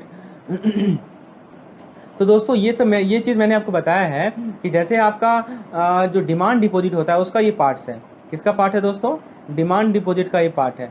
तो क्या क्या है, तो सबसे पहला है अपना करंट डिपॉजिट। ठीक है, ये देखिए करंट डिपॉजिट है, उसके बाद दूसरा है अपना demand liabilities portion of saving bank, तीसरा है अपना margin held in against LC और बैंक गारंटी, और चौथा है अपना balance in overdue fixed deposit. तो ये हमारा क्या है दोस्तों, ये सभी के सभी हमारे डिमांड डिपॉजिट्स हैं। और आपको पता है दोस्तों डिमांड डिपॉजिट जो भी आएगा तो किसका पार्ट होगा, तो M0 का होगा क्या, M0 तो हमारा रिजर्व्स होता है। ठीक है, वो हमारा M1 का पार्ट होगा। तो हमारा किसका होगा दोस्तों, M1 का पार्ट होगा। ठीक है, तो इनिशियली से इंक्लूड किया गया M1 में, क्योंकि M1 का जो फॉर्मूला, M1 हमारा नैरो मनी होता है और नैरो मनी में हमारा क्या होता है, डिमांड डिपॉजिट आता है। ठीक है, so option I think B will be the correct. ठीक है, सो ओके, आपको समझ में आया बी आंसर क्यों सही है। आइए नेक्स्ट क्वेश्चन देखते हैं, the demand deposit of banks are included in. अब देखिए बहुत बढ़िया क्वेश्चन है, डिमांड डिपॉजिट किसके अंदर इंक्लूडेड है। तो दोस्तों लास्ट क्लास में मैंने आपको एक चार्ट बना के बताया था, याद है आपको, आपको याद होगा कि जो हमारा डिमांड डिपॉजिट है, देखिए मैंने आपको इस चीज़ को समझाया था। देखिए ऐसे मैंने चार्ट बनाया था ना, आपको याद होगा, यहाँ पे मैंने M1 लिखा था, M2 लिखा था, M3 लिखा था, M4 लिखा था, और यहाँ पे मैंने लिखा था दोस्तों कासा। यदि आपको नहीं याद है तो आप वहाँ जाके देखिए पिछले लेसन को, वहाँ पे मैंने अच्छे से समझाया है। और यहाँ पे मैं लिखा है FD प्लस RD।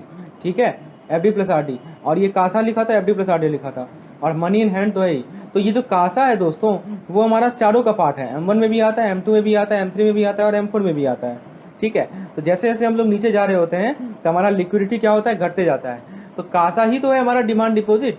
ठीक है, ये FD प्लस RD तो हमारा टाइम डिपॉजिट हो गया।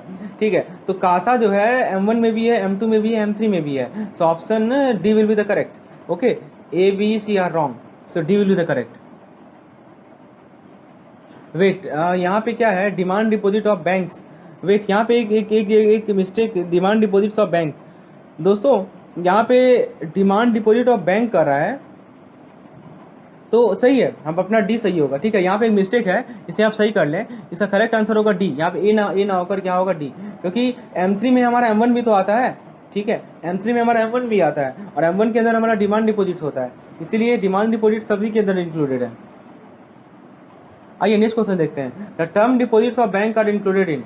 अब दोस्तों टर्म डिपॉजिट अभी मैंने बताया ना, आपका जो FD प्लस RD है यही हमारा टर्म डिपॉजिट होता है। ठीक है, तो यहाँ यदि आप M1, M2, M3 लिखोगे, ठीक है, और M4, तो टर्म डिपॉजिट्स का जहाँ तक बात है तो टर्म डिपॉजिट किस में आएगा बताइए। FD RD जो है वो बहुत कम ही लिक्विडिटी होता है, तो M1 में तो आएगा नहीं, M2 में भी आएगा नहीं, M3 में आएगा, ठीक है, और M4 में भी आएगा। सो M3 एंड M4 में इंक्लूडेड है। सो आप जरा ऑप्शन को देखिए, टर्म डिपॉजिट्स, इसका आंसर दे रखा है हमें सी, यहाँ पे एक मिस्टेक है दोस्तों, M2 में तो टर्म डिपॉजिट नहीं आता है, ठीक है। यहाँ पे एक इसे करेक्ट कर लीजिए, इसमें ऑप्शन एक और ऑप्शन लगा लीजिए, ई नंबर ऑप्शन, ठीक है। मैं ई ऑप्शन ऐड कर रहा हूँ, वनली 3, ठीक है। ई नंबर सही होगा। केवल और केवल टर्म डिपॉजिट जो होता है वो M3 का पार्ट होता है, M1 में नहीं आएगा, M2 में नहीं आएगा, ठीक है। तो option E will be the correct. तो इसे आप लोग सही कर लेते हैं, इसे हम लोग यहाँ पे डिलीट कर देते हैं, ये गलत है, सी नहीं होगा, ई होगा, ठीक है। वनली क्या, वनली M3, ठीक है, केवल M3 में आता है, और M4 रहता है तो उसमें भी आता है दोस्तों। चलिए आगे देखते हैं। नेक्स्ट क्वेश्चन है, major portion of which of the following contains interest free fund and is the most liquid, ये कीवर्ड है, most liquid part of the money supply. अब देखिए मोस्ट लिक्विड जब कह दिया है तो आप बताइए M0, M1, M2, M3 में सबसे ज़्यादा लिक्विड कौन सा है? तो M0 सबसे ज़्यादा लिक्विडिटी है, ठीक है। M0 पता है ना आपको, M0 क्या होता है? M0 के बारे में मैंने बताया दोस्तों, M0 हमारा रिजर्व फंड्स होता है, ठीक है। तो एक बार मैं फिर से बता दूं आपको M0 के बारे में।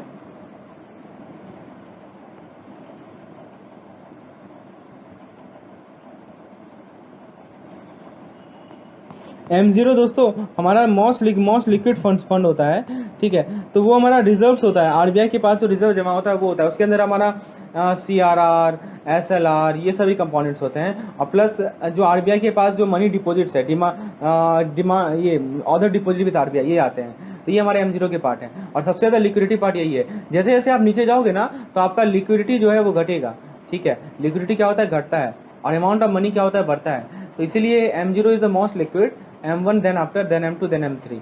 ओके, नेक्स्ट क्वेश्चन देखते हैं हम लोग।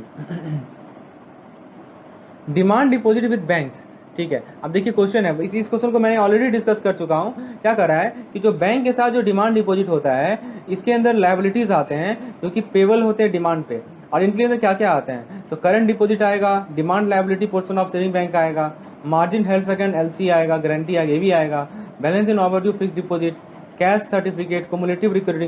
दोस्तों ये सभी के सभी आते हैं, ठीक है।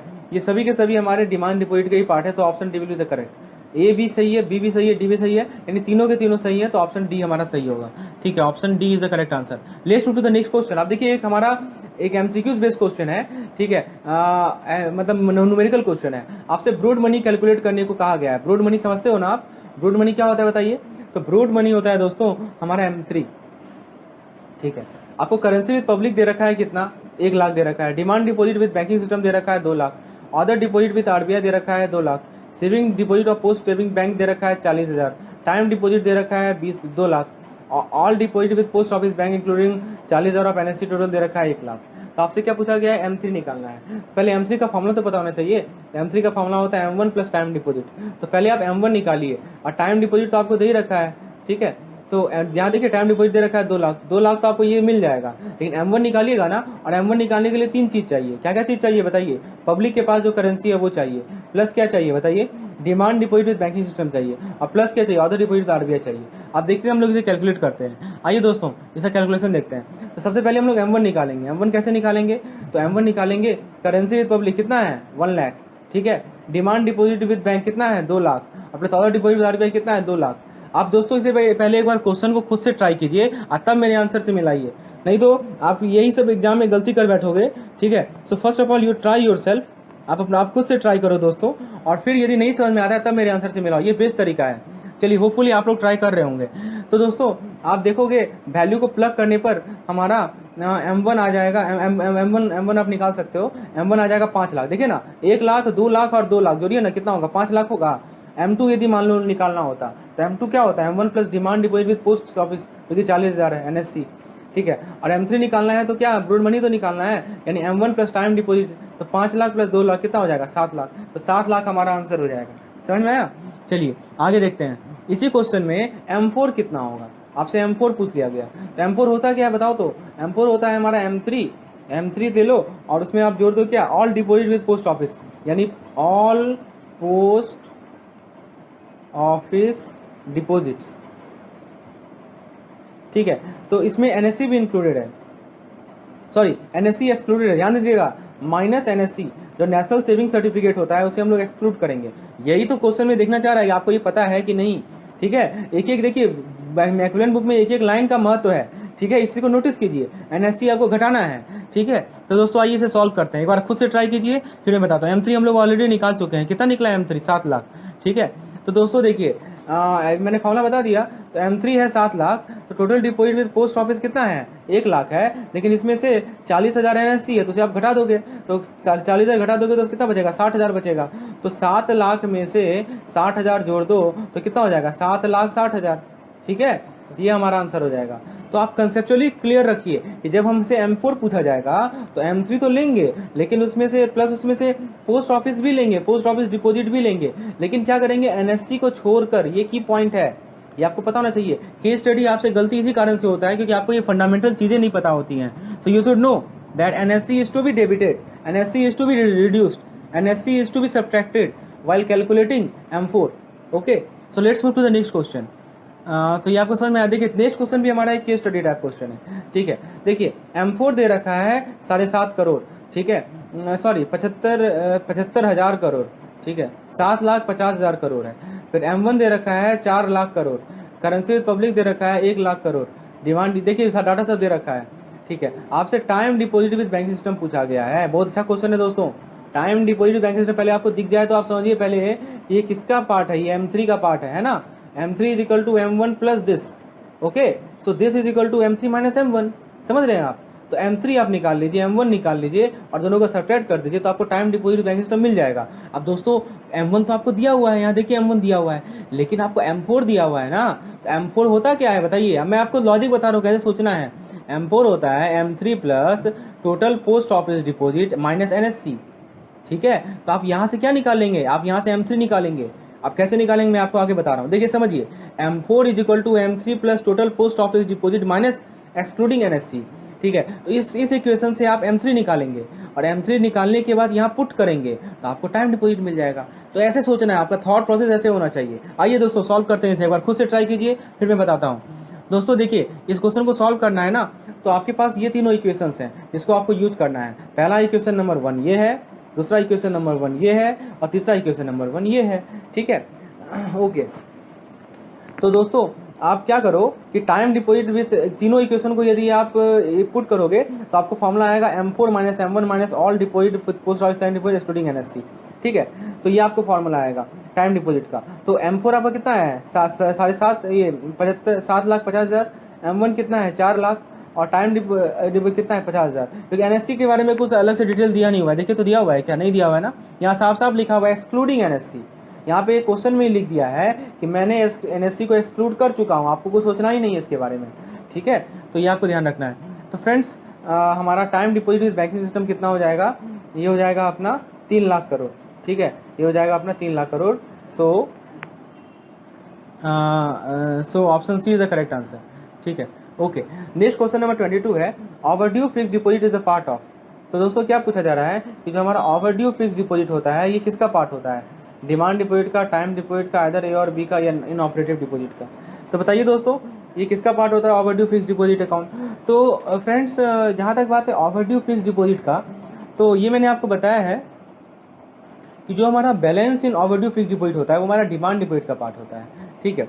टाइम डिपॉजिट का पार्ट नहीं होता है। जो ओवरड्यू मतलब जो फिक्स डिपॉजिट ओवरड्यू रह गया है उसका बैलेंस हमारा डिमांड डिपॉजिट का पार्ट है। So option A will be the correct answer, ठीक है। नेक्स्ट क्वेश्चन देखते हैं। नेक्स्ट क्वेश्चन भी बेसिकली हमारा एक केस स्टडी पे बेस्ड है। यहाँ से सब कंसेप्ट आपको क्लियर हो जाएगा कि आपको फिगर दिया हुआ है 10 जून 2018 का, ठीक है।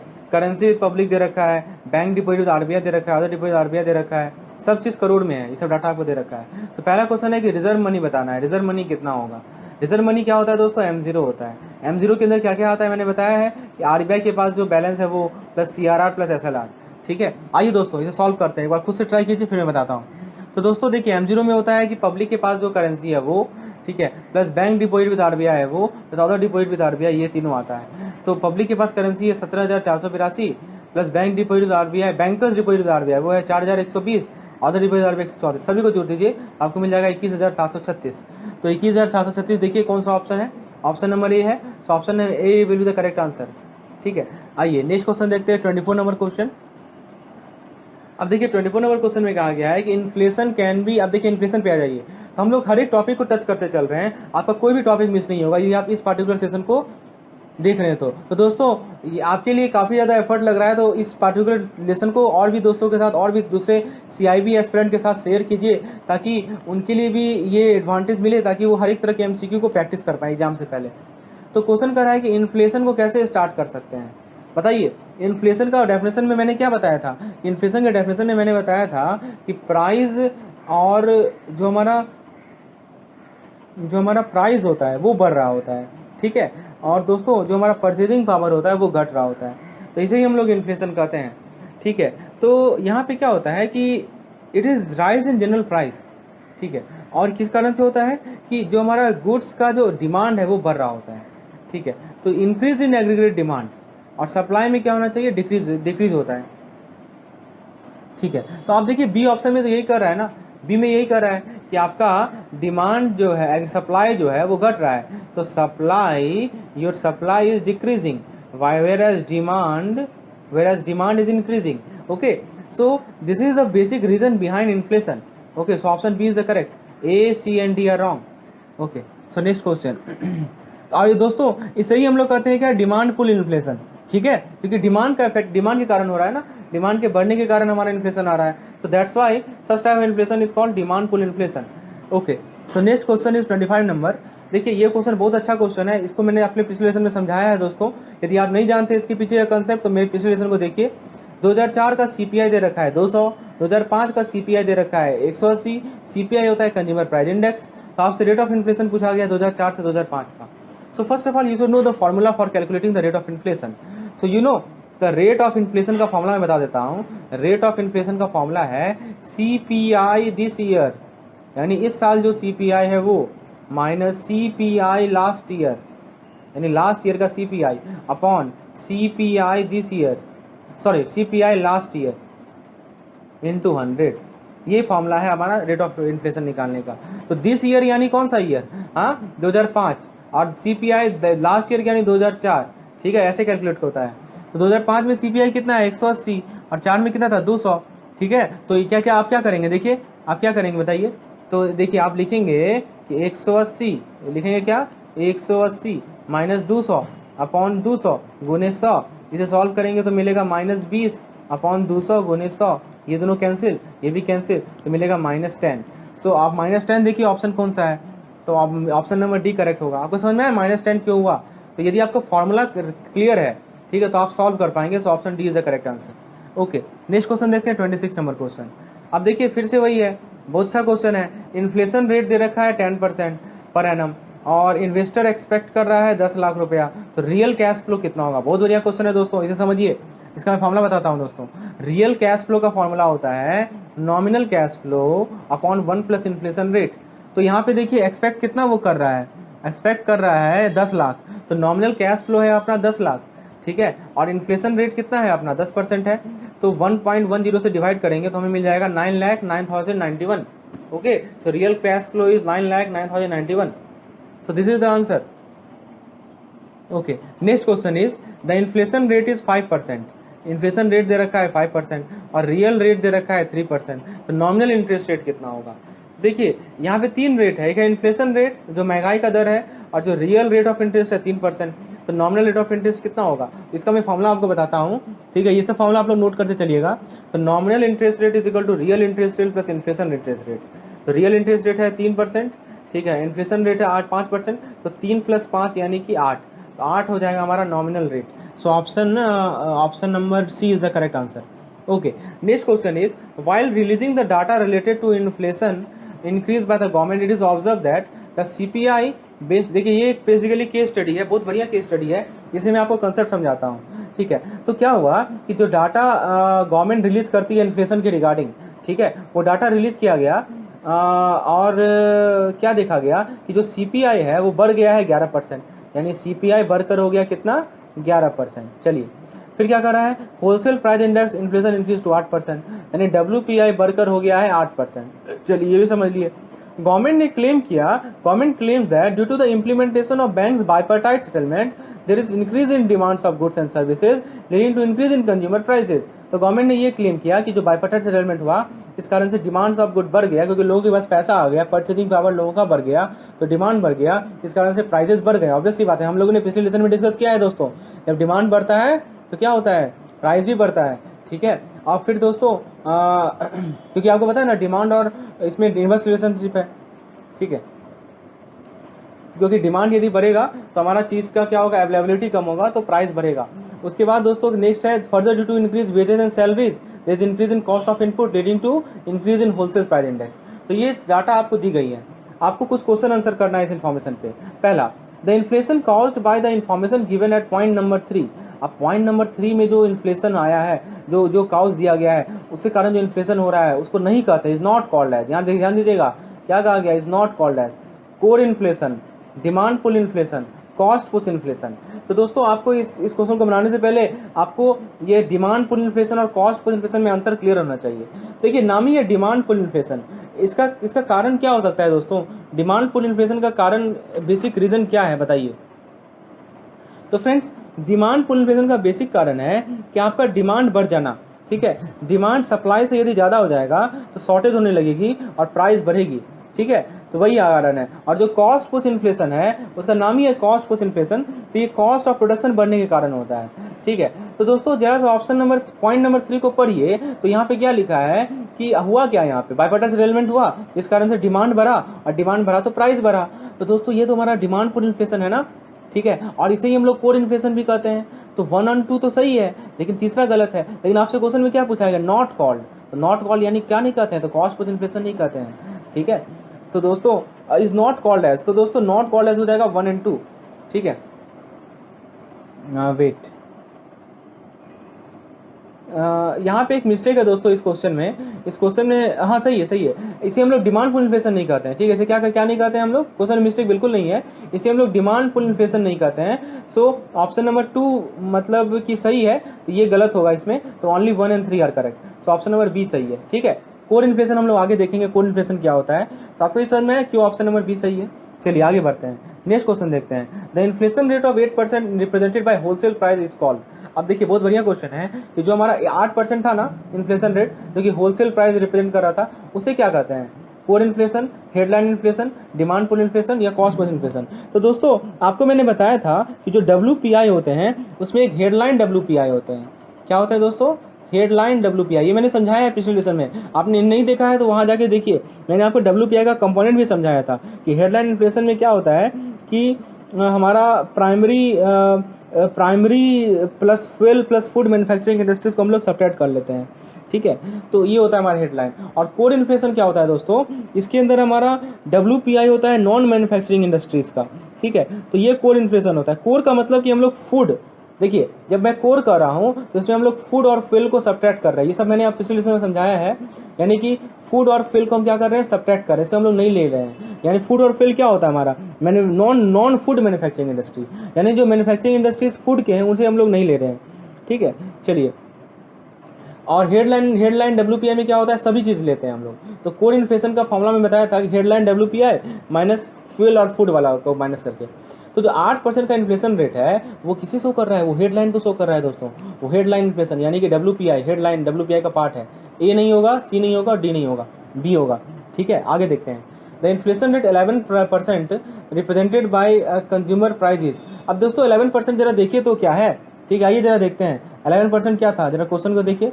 11% था CPI। ठीक है, कंज्यूमर प्राइस इंडेक्स हमारा बढ़कर हो गया CPI। ठीक है, तो 11% में क्या कर रहा है कि ये हमारा क्या है, तो 11% है अपना core inflation. Okay, so this is our option number A, this is core inflation. Next question है दोस्तों, question number 31। The inflation caused by the information given at point number 4 is not called as. यहाँ पे देखिए not called लिखा हुआ है। तो inflation जो पॉइंट नंबर 4 है, पॉइंट नंबर 4 को जरा देखिए एक बार। पॉइंट नंबर 4 में क्या कहा था, पॉइंट नंबर 4 में कहा था कि वेजेज एंड सैलरीज बढ़ गया। ठीक है, तो उस कारण से क्या हुआ कि इनपुट का ऑब्वियस ही बात है, यदि वेज और सैलरी बढ़ेगा तो प्रोडक्शन कॉस्ट बढ़ेगा, और प्रोडक्शन कॉस्ट बढ़ेगा तो होलसेल प्राइस इंडेक्स बढ़ेगा, WPI बढ़ेगा, जो कि बढ़ता हुआ आपको दिख रहा है। ठीक है, तो ये जो है ये बेसिकली आपसे ये पूछ रहा है कि कौन सा इन्फ्लेशन का काउज है ये। ठीक है, तो आपको पता है दोस्तों ये हमारा डिमांड पुल इन्फ्लेशन नहीं है, ये हमारा है कॉस्ट पुश इन्फ्लेशन, क्योंकि कॉस्ट बढ़ रहा है ना, यहाँ पे क्या हो रहा है, कॉस्ट बढ़ रहा है और वही इन्फ्लेशन को काउज कर रहा है। ठीक है, इसीलिए हम लोग कहते हैं इसे कॉस्ट पुश इन्फ्लेशन। तो ऑप्शन नंबर 3 तो होगा इसका आंसर, लेकिन नॉट कॉल्ड है तो इसलिए 1 और 2 होगा। ठीक है, सो ऑप्शन नंबर ए सही आंसर होगा। ठीक है दोस्तों, समझ में आया क्यों ऑप्शन नंबर ए सही है। नेक्स्ट क्वेश्चन है, अब देखिए बढ़िया क्वेश्चन है। इन्फ्लेशन यदि बढ़ता है तो परचेजिंग पावर ऑफ मनी क्या होता है दोस्तों, बताइए। इन्फ्लेशन बढ़ता है तो परचेजिंग पावर क्या होता है। अब मैं इसका एग्जांपल समझाता हूँ। जैसे कि मान लीजिए आपके पास 50 रुपया का कोई प्रोडक्ट है, ठीक है, तो पहले आपको 50 रुपया देना पड़ता था, ठीक है, और पहले 50 रुपया देते थे, अब बढ़कर उसका दाम हो गया 70 रुपया। ठीक है, तो महंगाई हुआ ना, वो चीज़ महंगा हुआ ना। तो अब दोस्तों अब प्राइस लेवल तो बढ़ रहा है यहाँ पे, तो आप बताओ प्राइस लेवल बढ़ रहा है। ठीक है, अब इसका मैं एक और अच्छा सा एग्जांपल देता हूँ दोस्तों, आप समझिए ऐसे कि समोसा, पहले आपको पता है ना समोसा आपको 2 रुपये में मिल जाता था एक समोसा, लेकिन अब एक समोसा आपको 10 रुपये में मिल रहा है। ठीक है, तो आपका परचेजिंग पावर ऑफ मनी घट गया ना, ये इन्फ्लेशन का ही तो कारण है। तो जब भी हमारा इन्फ्लेशन बढ़ेगा तो परचेजिंग पावर ऑफ मनी क्या होगा, घटेगा। So option B is the correct answer. आप समोसा का एग्जांपल ले लो। Okay, so option B is the correct answer 32। Next question is which are the following in statement about inflation is not correct. यहाँ ध्यान दीजिएगा, नॉट करेक्ट है, ये सब कीवर्ड्स होते हैं क्योंकि हम लोग इग्नोर कर देते हैं। तो इन्फ्लेशन के बारे में कौन सा स्टेटमेंट सही नहीं है। पहला, it is sustain increase in price level over a period, बिल्कुल सही। प्राइस इंक्रीज, अभी मैंने बताया है आपको कि कोई प्रोडक्ट था जिसका दाम 50 रुपया था, बढ़कर हो गया 70 रुपया। ठीक है, तो यही तो हमारा प्राइस इंक्रीज है, और ये इसी कारण हमारा क्या होता है, इन्फ्लेशन होता है। So this cause what, this cause inflation. ठीक है, तो it is sustain increase in price level of, बिल्कुल सही है। Inflation leads to erosion in purchasing power of money, ये भी सही है, परचेजिंग पावर घटता है, हमने देखा है। और inflation always has only negative effect, ये गलत है दोस्तों। इन्फ्लेशन के कुछ पॉजिटिव इफेक्ट भी होते हैं। कौन कौन से पॉजिटिव इफेक्ट होते हैं बताएंगे आप एक दो। देखिए, इन्फ्लेशन के पॉजिटिव इफेक्ट में यदि बात करें तो हमारा जो रिसेशन का पीरियड होता है ना, हम लोग आगे डिस्कस करेंगे दोस्तों रिसेशन होता क्या है। जो हमारा बिजनेस साइकिल है वहाँ पे हम लोग रिसेशन को डिटेल में डिस्कस करेंगे, what is the meaning of recession. तो इन्फ्लेशन के कारण जो रिसेशन का पीरियड होता है ना वो खत्म होता है, तो ये हम इसका पॉजिटिव इफेक्ट है। और एक और है कि डेब्ट से रिलीफ भी होता है दोस्तों, जो हमारा डेब्ट कर्ज होता है, कर्ज माफी। ठीक है, तो डेब्ट से रिलीफ भी एक इसका पॉजिटिव इफेक्ट है। तो ऐसा नहीं है कि इन्फ्लेशन के कारण हमेशा नेगेटिव इफेक्ट भी होता है, कुछ पॉजिटिव इफेक्ट भी होता है। ठीक है, सो ऑप्शन सी तो गलत है, तो नॉट करेक्ट करा है तो सी नंबर होगा। ठीक है, तो option number C is the correct one. आगे देखते हैं, व्हेन डिफ्लेशन ऑकर। अब देखिए, अभी तक इन्फ्लेशन का बात हो रहा था, अब हो रहा है बात डिफ्लेशन का। इन्फ्लेशन का उल्टा डिफ्लेशन। तो हमने इन्फ्लेशन में क्या देखा बताइए। इन्फ्लेशन में हमने देखा कि प्राइस हमारा बढ़ता है, परचेजिंग पावर जो है वो घटता है। ठीक है, ये हम लोग ने इन्फ्लेशन में देखा। तो डिफ्लेशन में क्या होगा बताइए। तो डिफ्लेशन में प्राइस जो है वो घटेगा। ठीक है, ऑप्शन नंबर ए गलत है। परचेजिंग पावर क्या होगा, परचेजिंग पावर जो है वो बढ़ेगा, तो सी भी गलत है। ठीक है, और इंटरेस्ट रेट और ये एवरेज प्राइस लेवल। तो दोस्तों प्राइस लेवल ये तो हो गया, प्राइस लेवल घटेगा, ऑप्शन बी सही होगा। ठीक है, तो इन्फ्लेशन का उल्टा है डिफ्लेशन। ठीक है, so option B is the correct one. चलिए आगे देखते हैं, when inflation is caused due to the rise cost of production of goods and service. ये देखिए, cost of production where no suitable attendance, तो इसे क्या कहते हैं बताइए। तो इसे हम लोग कॉस्ट पुश इन्फ्लेशन कहेंगे। यहाँ साफ साफ लिखा हुआ है कि जो गुड्स एंड सर्विसेज का जो प्रोडक्शन का जो कॉस्ट है वो बढ़ गया, उस कारण से इन्फ्लेशन हो रहा है, तो उसे हम लोग कॉस्ट पुश इन्फ्लेशन कहेंगे।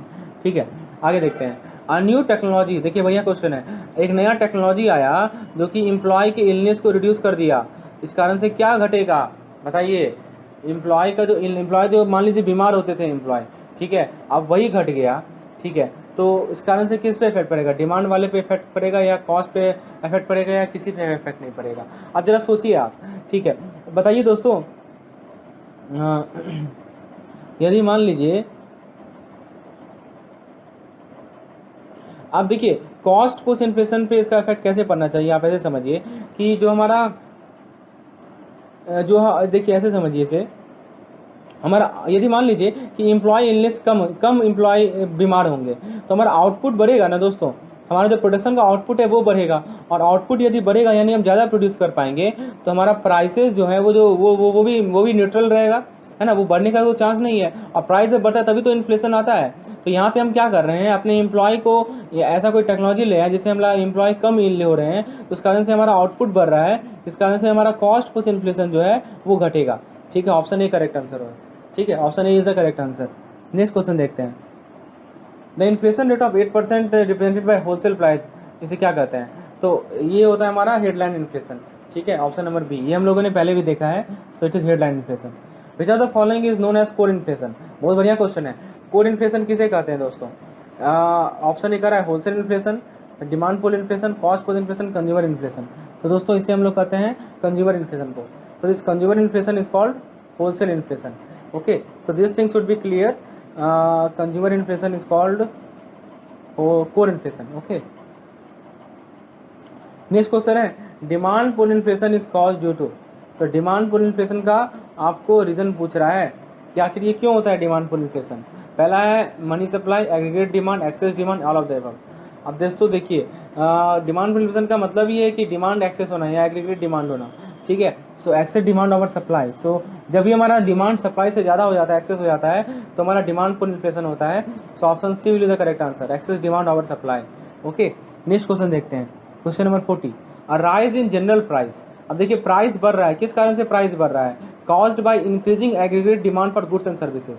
तो यहाँ देखिए साफ साफ लिखा हुआ है कि demand for goods and services बढ़ा, इस कारण से प्राइस बढ़ा। इसे हम लोग क्या कहेंगे? Cost push inflation, cost pull inflation, demand pull inflation, demand push inflation. तो दोस्तों इसे हम लोग कहते हैं, दोस्तों क्या कहते हैं बताइए? प्राइस बढ़ रहा है क्योंकि demand for goods and services बढ़ा, तो इसे हम लोग कहते हैं दोस्तों, so this is called as demand pull inflation, option number C. So this is called as what? Demand pull inflation, ठीक है। इसे हम लोग क्या कहते हैं? डिमांड पुल इन्फ्लेशन कहते हैं। चलिए आगे देखते हैं, नेक्स्ट क्वेश्चन 41 नंबर। ये सभी चीज़ें हम लोगों ने पिछले लेसन में डिस्कस किए हैं दोस्तों। यदि आपको इस तरह का पीडीएफ चाहिए तो पीडीएफ जो है वो पेड पीडीएफ है दोस्तों, ठीक है। उसके लिए आप मुझे नीचे व्हाट्सएप नंबर पे कांटेक्ट करना पड़ेगा, तो आपको जितने भी एमसीक्यू के लेसन में बना रहा हूँ अपने इस वीडियो चैनल अपने लेसन पे, वो आपको उसका कंटेंट मिल जाएंगे। चलिए आगे देखते हैं, अपने नेक्स्ट क्वेश्चन को देखते हैं। चलिए क्वेश्चन कर रहा है कि इराक में वार हुआ, ठीक है, जिस कारण से ऑयल प्राइस जो है बढ़ने लगा, ठीक है, जिस कारण से ओवरऑल प्राइस लेवल बढ़ने लगा। तो ये कैसा इन्फ्लेशन है? देखिए बहुत बढ़िया क्वेश्चन है। अब ऑयल प्राइस यदि बढ़ेगा, ठीक है, तो ये सब की इनपुट्स है ना, ये सब हमारे क्या इनपुट्स हैं। जैसे कि ऑयल प्राइस हुआ, ठीक है, तो प्रोड्यूसर को क्या करना पड़ेगा कि उन्हें एडजस्ट करना पड़ेगा, ठीक है। तो एडजस्ट करना पड़ेगा आउटपुट सप्लाई को। तो प्रोड्यूसर क्या करेंगे? एडजस्ट करेंगे आउटपुट सप्लाई को, ठीक है। आप आउटपुट सप्लाई को एडजस्ट करेंगे तो क्या होगा कि आउटपुट हमारा घटेगा। आउटपुट क्या होगा? घटेगा। और आउटपुट घटेगा क्योंकि हमारा कॉस्ट बढ़ रहा है, कॉस्ट प्रेशर हो रहा है, तो हमारा क्या होगा? प्राइस जो होगा बढ़ेगा, और प्राइस बढ़ेगा तो हमारा इन्फ्लेशन आएगा। ऐसे समझिए, देखिए कैसे लिंक है आपस में। ऑयल जो है वो एक बेसिक इनपुट है, ठीक है, इंडस्ट्रीज का। तो यदि इनपुट ही का प्राइस ही बढ़ रहा है तो आपको क्या होगा? आउटपुट हमारा घटेगा, आउटपुट घटेगा तो प्राइस बढ़ेगा, और प्राइस बढ़ेगा तो हमारा इन्फ्लेशन आएगा। तो इसे हम लोग क्या कहते हैं? कॉस्ट पुश इन्फ्लेशन, ठीक है। ऑप्शन बी करेक्ट है। तो यहाँ से देख सकते हैं, आपको मैं एग्जाम्पल के थ्रू कंसेप्ट को क्लियर कर रहा हूँ। So option B is the correct answer, ठीक है। नेक्स्ट क्वेश्चन देखते हैं, कैलकुलेट इन्फ्लेशन इंडेक्स। अब देखिए इन्फ्लेशन आपको इन्फ्लेशन निकालना है। जब को प्राइस इंडेक्स दिया हुआ है करंट ईयर का 25 और बेस ईयर का 20। तो दोस्तों आपको पता है ना, ये जो प्राइस इंडेक्स होते हैं ये हमारे इन्फ्लेशन निकालने का क्वांटिटेटिव मेथड है, ठीक है ना। एक होता है क्वालिटेटिव और एक होता है क्वांटिटेटिव। तो हम लोग प्राइस इन्फ्लेशन को मेजर करते हैं किस टर्म में? प्राइस इंडेक्स के टर्म में। So if you know price index we can calculate the inflation. And what is the formula? Formula is price index, formula मैं बता रहा हूँ, प्राइस इंडेक्स, ठीक है, करंट ईयर का, current year minus price index base year, ठीक है, upon price index base year, ठीक है, इनटू 100। तो ये फॉर्मूला होता है हमारा इन्फ्लेशन निकालने का, ठीक है। तो दोस्तों आप देखिए प्राइस इंडेक्स इन करंट ईयर कितना है? 25 है, ठीक है, 25 है हमारा करंट ईयर का प्राइस इंडेक्स। बेस ईयर का प्राइस इंडेक्स 20 है, तो आप इसे निकालेंगे तो आपको मिल जाएगा 25%, ओके, इन्फ्लेशन 25 इन्फ्लेशन आपको मिलेगा। चलिए आगे देखते हैं, which of the following price index measure the price at retail level. तो रिटेल लेवल पे कौन सा प्राइस इंडेक्स आपके प्राइस को मेजर करता है? Wholesale WPI, CPI, producer price. तो ये दोस्तों CPI होता है। CPI जो है बुक में साफ साफ लिखा हुआ है कि CPI जो है प्राइस को मेजर करता है किस लेवल पे? रिटेल लेवल पे, ओके। सो यदि आप इस पार्टिकुलर एमसीक्यू सेशन को कर रहे हैं और बाकी मेरे एमसीक्यू सेशन को करेंगे, एक भी क्वेश्चन नहीं छूटेगा। बाकी मैं ट्राई कर रहा हूँ हर एक तरह के क्वेश्चन को आपको समझाने का। तो CPI जो है वो हमारा प्राइस लेवल को मेजर करता है रिटेल लेवल पे। So option B is the correct answer, okay. Next question है अपना, the inflation on price index which takes into account the price of foods and energy is called. तो food और energy को जो लेकर चलता है, प्राइस के प्राइसेस को जो लेकर चलता है इन्फ्लेशन, उसे क्या कहते हैं? Headline inflation, consumer price inflation, producer inflation, core inflation. अब देखिए दोस्तों, अभी मैंने बताया ना फूड फूड वाला किस में नहीं आएगा, हेडलाइन में नहीं आएगा, ठीक है। फूड वाला जो है कोर में नहीं आता है दोस्तों, ठीक है, कोर में नहीं आता है फूड वाला, तो फूड वाला हमारा हेडलाइन में आएगा, ठीक है, तो इसीलिए ये नंबर सही होगा। कोर में केवल क्या आता है, कोर में हेडलाइन में से फूड और एनर्जी को घटा देते हैं, ठीक है, तो ये ध्यान रखना है। और बी सी तो ऐसे ही ऑप्शन बनाया गया है, ऐसा कुछ है नहीं, ठीक है। Consumer price inflation price index होता है, ठीक है, ये तो होगा नहीं, कोर इन्फ्लेशन होगा, सॉरी हेडलाइन इन्फ्लेशन होगा इसका आंसर, ठीक है। नेक्स्ट क्वेश्चन है which price index use in India to calculate inflation for policy formulation. आप देखिए कोई पॉलिसी बनाना है, ठीक है, एक तो मैंने बताया रिटेल, तो रिटेल पे मैंने क्या बताया, सीपीआई होता है, कंज्यूमर प्राइस इंडेक्स होता है, लेकिन यदि पॉलिसी फॉर्मुलेट करना है, ठीक है, तो उस केस में हमारा कौन सा इन्फ्लेशन काम आता है, तो उस केस में हमारा WPI काम आता है दोस्तों, ठीक है, option C is the correct answer, ये ध्यान रखिएगा। Which are the following is the measure of level of price of all new. यहाँ पे देखिए दोस्तों, यहाँ पे क्या है कि जितने भी नए डोमेस्टिकली प्रोड्यूस किए गए हैं फाइनल गुड्स एंड सर्विसेज है इकोनॉमी में, उसके मेजर को कौन सा इन्फ्लेशन मेजर, कौन सा प्राइस इंडेक्स मेजर करता है दोस्तों, ये तीनों के तीनों प्राइस इंडेक्स हैं, WPI, GDP डिफ्लेटर और हमारा कंज्यूमर प्राइस इंडेक्स। तो दोस्तों जितने भी नए domestically produce final goods and services हैं, ठीक है, तो वो हमारे किस पे बेस्ड होते हैं, GDP डिफ्लेटर पे, वो GDP डिफ्लेटर कैलकुलेट करता है, ये ध्यान रखिएगा, इंपॉर्टेंट क्वेश्चन है, ठीक है। तो यहाँ पे ये जो हमारे WPI है वो नहीं करते, CPI नहीं करते, तो option B is the correct answer, okay. Next question है the index used most often to measure inflation is. हाँ बहुत बढ़िया क्वेश्चन है दोस्तों। अब देखिए CPI है, WPI है, SPI है, PPI है, किसे सबसे ज़्यादा यूज किया जाता है इन्फ्लेशन को निकालने के लिए, ये आपके बुक में लिखा गया है दोस्तों, कि जो हमारा WPI होता है वही होता है हमारा की, ठीक है, बुक में क्या वर्ड लिखा गया है, this is the key measure of inflation. WPI जो है वो हमारे इन्फ्लेशन का की मेजर है, ठीक है, so option B is the correct answer, okay. Next question है which index reflects the change in level of price, which index reflects the change in level of price of basket as a whole, ठीक है, तो कौन सा index जो है हमारा price basket of goods है उसके प्राइस के लेवल को चेंज को शो करता है, GDP डिफ्लेटर।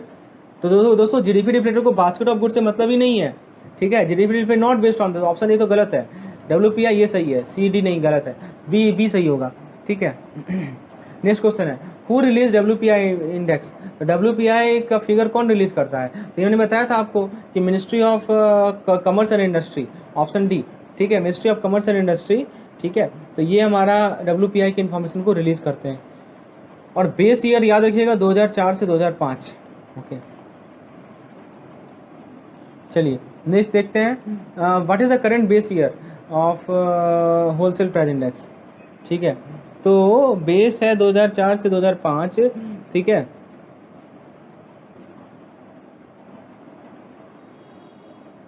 दोस्तों एक चीज़ यहाँ पे बता दूँ, यहाँ पे एक मिस्टेक हो गया है इस वाले क्वेश्चन में, ठीक है, इस वाले क्वेश्चन में एक मिस्टेक है, यहाँ पे कर रहा है ना कि the index use to measure inflation, तो दोस्तों देखिए समझिए बात को, इसका आंसर WPI नहीं होगा, इसका आंसर होगा CPI, ठीक है।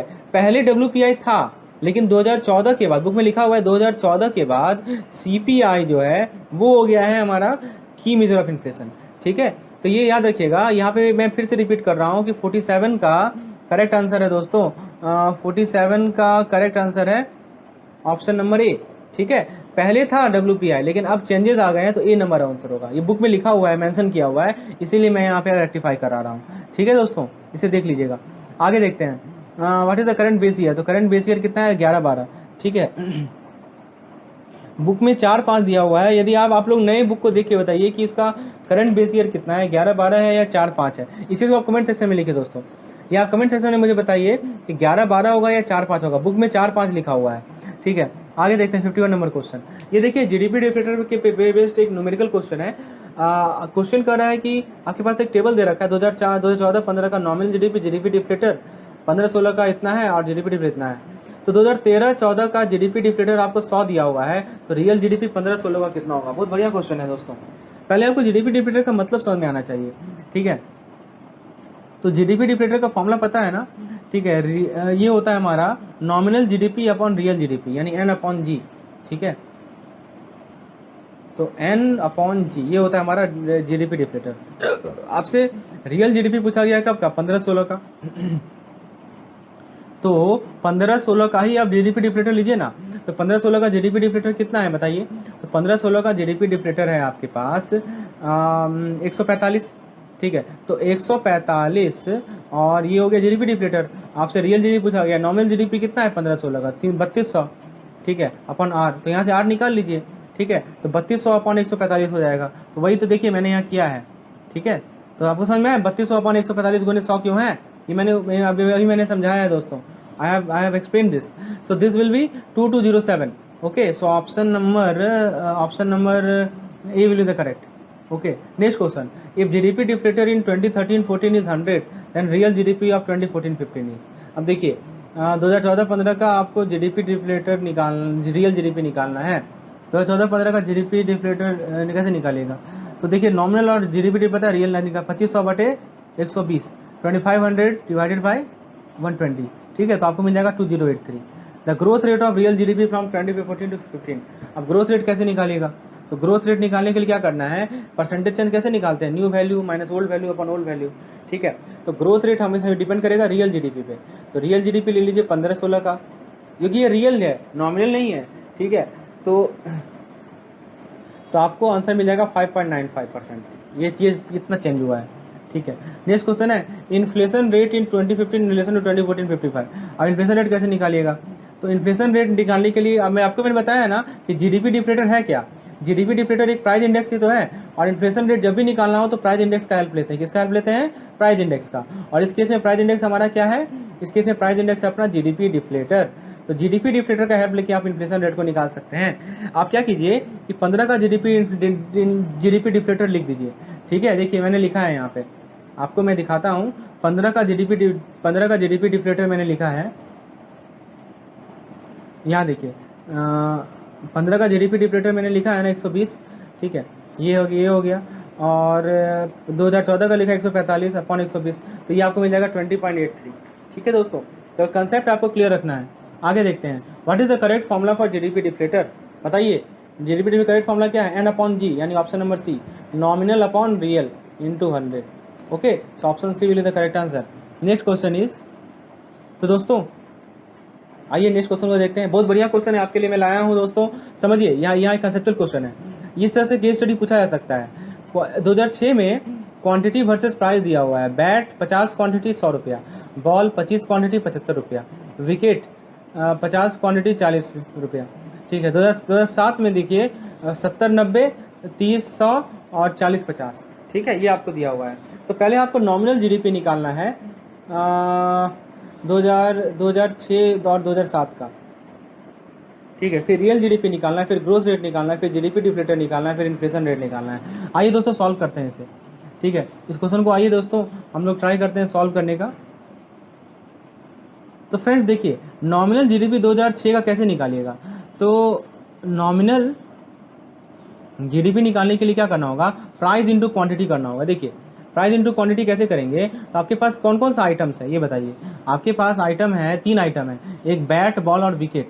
तो क्या कीजिए कि ये जो 50 है ना, ठीक है, ये जो 50 है इसको 100 से गुना कर दीजिए, ठीक है। जीडीपी का मतलब आपको पता है ना, जीडीपी का मतलब होता है the value of all goods and services produces domestically, ठीक है। तो 50 गुने 100, 25 गुने 75 और 50 गुने 40, ठीक है। आप सबको जोड़ दीजिए। देखिए मैंने यहाँ किया है, यहाँ पे देखिए, यहाँ पे 50 गुने 100, यहाँ देख सकते हैं आप, इसे समझिए। 50 गुने 100, 25 गुने 75 और 50 गुने 40, सबको जोड़िएगा तो आपको मिल जाएगा 8875। ये हमारा हो गया नॉमिनल जीडीपी 2006 का, ठीक है। अब नॉमिनल जीडीपी 2007 का निकालना है। कैसे निकालेंगे? देखिए फिर से आ जाइए यहाँ पे। तो 2007 का निकालने के लिए 70 गुने 90 प्लस 30 गुने 100 प्लस 40 गुने 50, ठीक है। देखिए वही क्या है मैंने, ठीक है। तो इसका हमको मिल जाएगा 11,300। तो आपने नॉमिनल जीडीपी 2006 का भी निकाला, 2007 का भी निकाल लिया। अब रियल जीडीपी निकालते हैं। तो रियल जीडीपी कैसे निकालेंगे इसे समझिए, ठीक है। तो रियल जीडीपी आपसे किस साल का पूछा गया? 2007 का पूछा गया है ना, ठीक है। तो 2007 का कैसे निकालेंगे रियल जीडीपी? तो दोस्तों 2007 का जो रियल जीडीपी होगा वो हमारा होगा 70 गुने 100, ठीक है। अब ये कैसे हो रहा है मैं समझाता हूँ। रियल जीडीपी जो होता है उसका फॉर्मूला पहले समझिए। रियल जीडीपी का फॉर्मूला ये है, ठीक है। नॉमिनल जीडीपी का मतलब है relates to only price and quantity. Real GDP क्या होता है कि current quantity into previous year price, ये ध्यान रखना है। अभी का क्वांटिटी लेना है, लेकिन प्राइस लेना है प्रीवियस ईयर का। तो जैसे 2007 का निकालना है ना, जैसे मान लीजिए कि बैट का निकालना है आपको, तो अभी का क्वांटिटी कितना है, 70 है, लेकिन प्राइस कितना था, प्राइस प्रीवियस ईयर का लेना है, यानी 100 रुपया लेना है, ठीक है। फिर उसी तरह आप आ जाइए बॉल पे, तो बॉल का कितना है क्वांटिटी, 30 है, लेकिन प्राइस कितना लेंगे हम लोग, 75 लेंगे, ठीक है। फिर विकेट है, तो विकेट का क्या करेंगे, 40 गुने 40, ठीक है, प्राइस लेंगे पिछले साल का। तो इसे आप लोग कैलकुलेट कीजिए, ठीक है। तो इसे आप लोग कैलकुलेट करेंगे तो हमें मिल जाएगा 10,850। कितना मिल जाएगा, 10,850। तो आप समझ रहे हैं ना कैसे नॉमिनल निकालते हैं, कैसे रियल निकालते हैं। अब तीसरा क्वेश्चन था जीडीपी डिफ्लेटर निकालना है 2006 का, तो क्या कीजिएगा, नॉमिनल जीडीपी 2006 का लिख दीजिए, रियल जीडीपी 2006 का लिख दीजिए, गुने 100 लिख दीजिए। देखिए 2006 का जो रियल जीडीपी होगा ना, वो नॉमिनल जीडीपी बराबर ही होगा। क्यों बराबर होगा, क्योंकि इससे पहले का कोई ईयर है ही नहीं, तो इसी ईयर को लेंगे ना, समझ रहे हैं बात को। तो 8,875 बटे 8,875 गुने 100, यानी कि ये 100 होगा, ठीक है। लेकिन जब हम लोग 2007 का जीडीपी डिफ्लेटर निकालेंगे तो दोनों में वेरिएशन है, ठीक है। आपका नॉमिनल जीडीपी 11,300 है, लेकिन रियल जीडीपी जो है वो आपका है 10,850, ठीक है। तो ये मिल जाएगा आपको 104.14। अब इनको आपको लास्ट में इन्फ्लेशन निकालना था, तो इन्फ्लेशन का मैंने फॉर्मूला बताया है ना, percentage change of GDP deflator, ठीक है। तो बेस ईयर और करंट ईयर का, तो आपको मिल जाएगा 4.14%, ठीक है। तो देखिए दोस्तों कितना आसान तरीके से मैंने आपको समझा दिया कि नॉमिनल जीडीपी कैसे निकालते हैं, रियल जीडीपी कैसे निकालते हैं, और जीडीपी डिफ्लेटर कैसे निकालेंगे। तो ये सभी चीज़ आपको ध्यान रखनी है। ओके, नेक्स्ट क्वेश्चन देखते हैं। देखिए नॉमिनल जीडीपी और रियल जीडीपी यदि बराबर हो तो जीडीपी डिफ्लेटर क्या होता है, तो दोस्तों 100 हो जाएगा। यानी कि आप परसेंटेज ना अगर तो 1 का मान लोगे तो बी नंबर सही आंसर है। नेक्स्ट क्वेश्चन देखते हैं। Dash is not a major of level of price of all new domestically produce final goods and services in an economy, ठीक है। तो इसमें से कौन सा है, नहीं है। तो देखिए जो हमारा final goods and service produce होता है ना, तो वो होता है हमारा जीडीपी डिफ्लेटर होता है, लेकिन यहाँ नॉट कर रहा है, तो डब्ल्यूपीआई नहीं होगा, सीपीआई नहीं होगा। तो दोस्तों ऑप्शन नंबर 1 एंड 3 यानी कि बी नंबर सही आंसर होगा इसका, ठीक है। ओके, नेक्स्ट क्वेश्चन है identify the correct statement about GDP deflator. The GDP deflator is the measure of price inflation, it is calculated by dividing real GDP by nominal GDP and then multiplying by 100। बताइए दोस्तों सही है कि गलत है, हाँ ये गलत है ना, नॉमिनल अपॉन रियल होता है। तो nominal GDP is the market value of goods and services produce in economy unadjusted for inflation. Trend in the GDP deflator are similar to change in consumer price index which is different way of measuring inflation. बताइए क्या सही होगा। तो दोस्तों correct statements nominal bye ये कर रहा है रियल बाय नॉमिनल, ठीक है दोस्तों। यहाँ पे क्या कर रहा है कि यहाँ पे आपको कर रहा है कि ये रियल बाय नॉमिनल कर रहा है।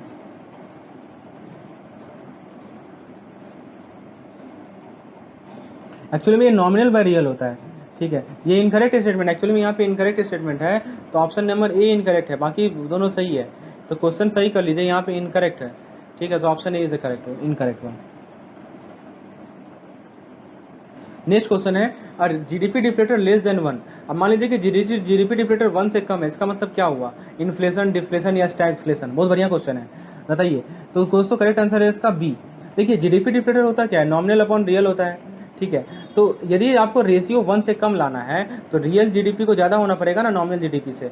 इसका मतलब क्या हुआ कि प्राइस घट गया और डिप्लेशन हो गया, ठीक है। क्योंकि हमारा पता है कि हमारा रियल जीडीपी जो है वो हमारा नॉमिनल जीडीपी से बढ़ रहा है, ठीक है। तो हमारा प्राइस घटा और डिफ्लेशन हुआ, इसीलिए option number B correct answer है, ठीक है। तो दोस्तों ये था हमारा आज का लेसन, होपफुली आपने एंजॉय किया होगा। तो दोस्तों यदि आप चाहते हैं कि मैं इस तरह का और वीडियो लेसन लाऊं तो दोस्तों लाइक कीजिए, सब्सक्राइब कीजिए चैनल को, और हमारे टेलीग्राम चैनल से जुड़ जाइए, जिसका लिंक आपको डिस्क्रिप्शन में मिलेगा। यदि आप नहीं जुड़ पा रहे हैं तो आप सिंपली टेलीग्राम पे लिखिए CAIIB मेड सिंपल, ठीक है। क्या लिखिएगा, CAIIB मेड सिंपल, ठीक है।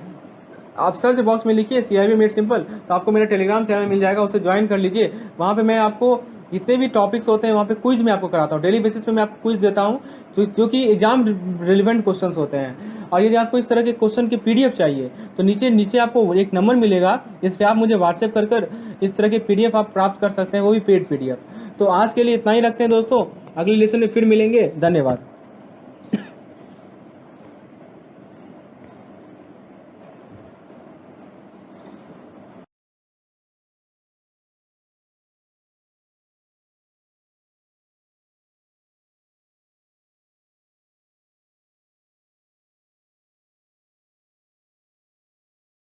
Welcome to my channel CIP Made Simple.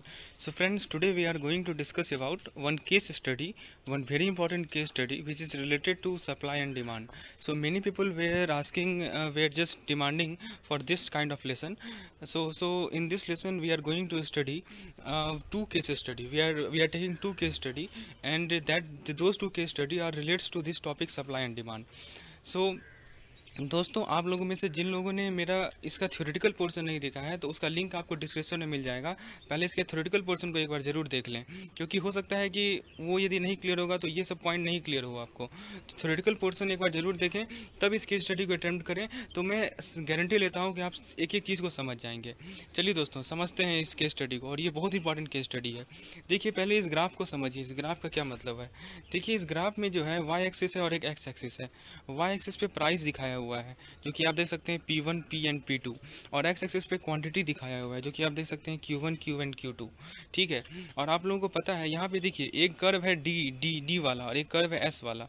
तो D वाला कर्व डिमांड कर्व है, और इसका नेचर क्या है आप देख सकते हैं कि ये डाउनवर्ड स्लोपिंग है, और S कर्व जो है वो हमारा सप्लाई वाला है, और इसका नेचर क्या है, ये अपवर्ड स्लोपिंग है। आप देख सकते हैं फ्रेंड्स, और आप देखिए, और आगे आगे क्या कह रहा है कि आप देख सकते हैं कि हुआ क्या कि एक बार शिफ्ट हुआ है। ठीक है, सप्लाई में शिफ्ट हुआ है। पहले एस था सप्लाई, डिमांड हमारा वही का वही है, लेकिन सप्लाई में शिफ्ट हो रहा है। यहाँ पे आप देख सकते हैं सप्लाई चेंज हो रहा है। पहले S1 हुआ, S1 यदि हुआ तो P1 प्राइस है, Q1 क्वांटिटी है। S2 यदि हुआ तो P2 प्राइस है, Q2 क्वांटिटी है। चलिए, और E1, E2 इक्विलिब्रियम पॉइंट है। दोस्तों, ये इक्विलिब्रियम पॉइंट क्या होता है, ये सब मैंने अच्छे से डिस्कस किया था अपने थ्योरेटिकल वाले टॉपिक में। जो लोग उसको नहीं देखे हैं उसका लिंक आपको डिस्क्रिप्शन में मिलेगा, उसको जरूर एक बार जाके देखें। चलिए, अपने केस स्टडी पे आगे बढ़ते हैं। केस स्टडी में पूछा गया है, in the above diagram P1, P and P2, देख सकते हैं P1, P and P2 represent production cost. यहाँ लिखा हुआ है कि ये प्रोडक्शन कॉस्ट को रिप्रेजेंट कर रहा है। ध्यान से पढ़िएगा क्वेश्चन को दोस्तों, ये प्रोडक्शन कॉस्ट को रिप्रेजेंट कर रहा है, ये साफ साफ लिखा हुआ है, और जो कि सप्लाई को इफेक्ट कर रहा है। तो इस डायग्राम के बेसिस पे आपको कुछ क्वेश्चन का आंसर देना है। पहला क्वेश्चन है, the diagram represent which of the following. पहला है option change in quantity demanded, option 2 है शिफ्ट इन डिमांड, ऑप्शन 3 है change in quantity supplied, option 4 है शिफ्ट इन सप्लाई। तो दोस्तों आइए समझते हैं।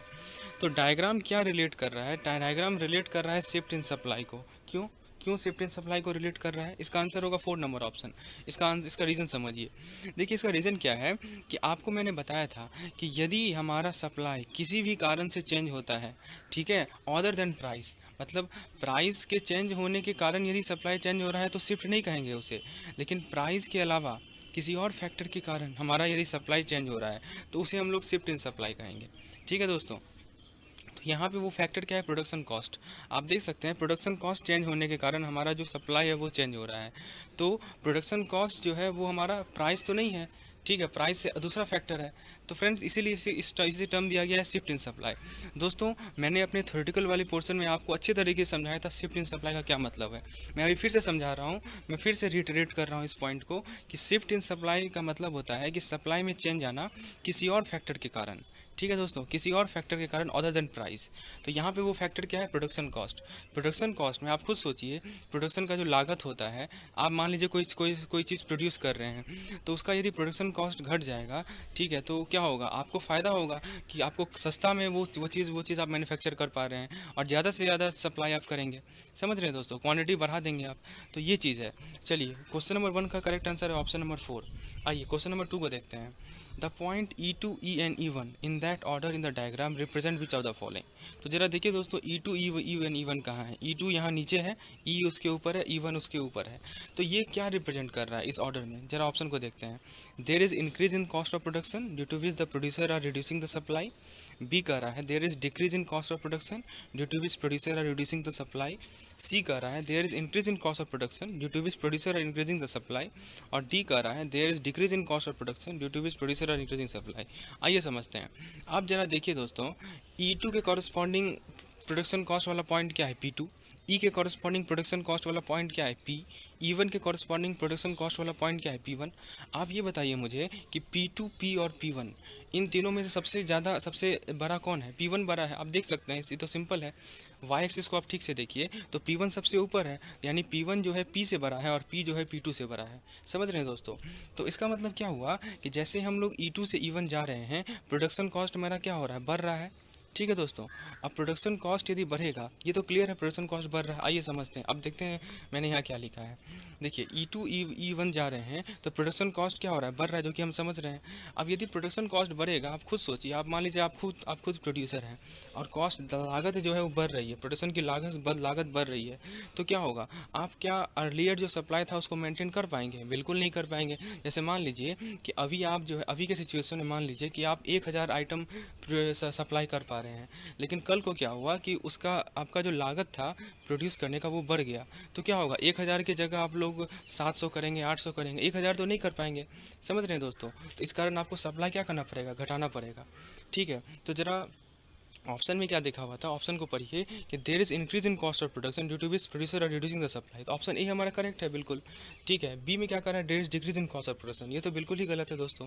हम क्या देख रहे हैं कि E2 E1 में जा रहे हैं तो प्रोडक्शन का कॉस्ट बढ़ रहा है, तो बी ऑप्शन गलत। ऑप्शन सी कर रहा है कि there is increase in cost of production due to which producer are increasing the supply, ये तो बिल्कुल गलत है दोस्तों। यदि कॉस्ट ऑफ प्रोडक्शन बढ़ेगा तो प्रोड्यूसर कैसे सप्लाई इंक्रीज करेगा, वो तो सप्लाई घटाएगा, तो सी ऑप्शन गलत है हमारा। और डी में कर रहा है there is decrease in cost of production, ये तो ऐसे ही गलत है। तो इसीलिए इस क्वेश्चन का जो करेक्ट आंसर होगा वो होगा हमारा ऑप्शन नंबर ए। तो दोस्तों उम्मीद है मैं जिस तरह से समझा रहा हूँ आपको एकदम क्रिस्टल क्लियर हो गया होगा कंसेप्ट आपका कि कैसे ग्राफ को रीड करना है। बहुत लोगों की डिमांड थी कि मैं इस पर एक लेसन लेके आऊँ केस स्टडी पे, तो फ्रेंड्स ये वही केस स्टडी है। आइए आगे बढ़ते हैं।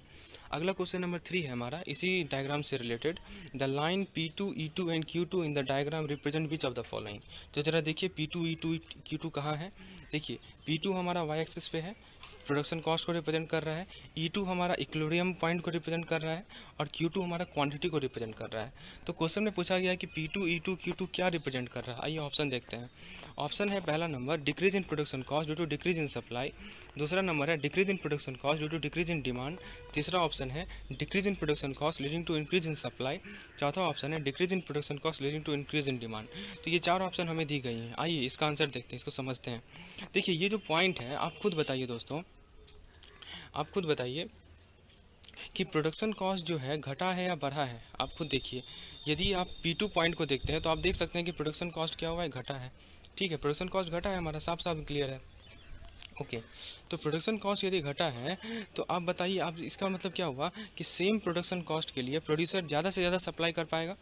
ठीक है, आप ऐसे समझिए कि आज के समय में आप किसी चीज़ को प्रोड्यूस कर रहे हैं, 1000 आइटम आप प्रोड्यूस कर पा रहे हैं, कल को क्या हुआ कि जो लागत थी वो घट गई आपकी, तो आप ज़्यादा से ज़्यादा आइटम प्रोड्यूस कर पाएंगे। 1000 की जगह 1200 आइटम प्रोड्यूस कर पाएंगे या 1300 आइटम प्रोड्यूस कर पाएंगे। तो फ्रेंड्स यहाँ पे आप देख सकते हैं कि इसमें क्या हुआ है कि हमारा जो प्रोडक्शन कॉस्ट है, वो क्या हुआ है, वो घट गया है, जिसके कारण से सप्लाई जो है वो हमारा बढ़ गया है। तो ये सप्लायर के पॉइंट ऑफ व्यू से एकदम प्रॉफिटेबल सिचुएशन है कि वो ज़्यादा से ज़्यादा सप्लाई कर पा रहा है। तो दोस्तों इस क्वेश्चन का जो ऑप्शन को देखिए, पहला ऑप्शन कर रहा है decrease in production cost due to decrease in supply. तो इसका ये क्या आपको सही लग रहा है कि supply due to decrease in supply. ठीक है, यहाँ पे देखिए सप्लाई बढ़ रहा है दोस्तों और प्रोडक्शन कॉस्ट घट रहा है, तो कौन सा ऑप्शन में ऐसा लिखा हुआ है, ऑप्शन नंबर आप सी देखिए। ठीक है, decrease in production cost leading to increase in supply, तो इस क्वेश्चन का जो करेक्ट आंसर होगा वो होगा हमारा ऑप्शन नंबर सी। चलिए ये था हमारा पहला केस स्टडी। अब हम लोग दूसरे केस स्टडी पे आगे बढ़ते हैं। देखिए इसमें भी वही है, इसमें वाई एक्सिस है, वाई एक्सिस पे प्राइस दिखाया गया है और एक्स एक्सिस पे क्वांटिटी दिखाया गया है। फिर से देखिए एक कर्व है डाउनवर्ड स्लोपिंग जिसे DD2 से रिप्रेजेंट किया गया है और एक कर्व है अपवर्ड स्लोपिंग जिसे SS से रिप्रेजेंट किया गया है। दोनों जहाँ मीट कर रहे हैं उसे हम लोग इक्विलिब्रियम प्राइस पॉइंट कहते हैं।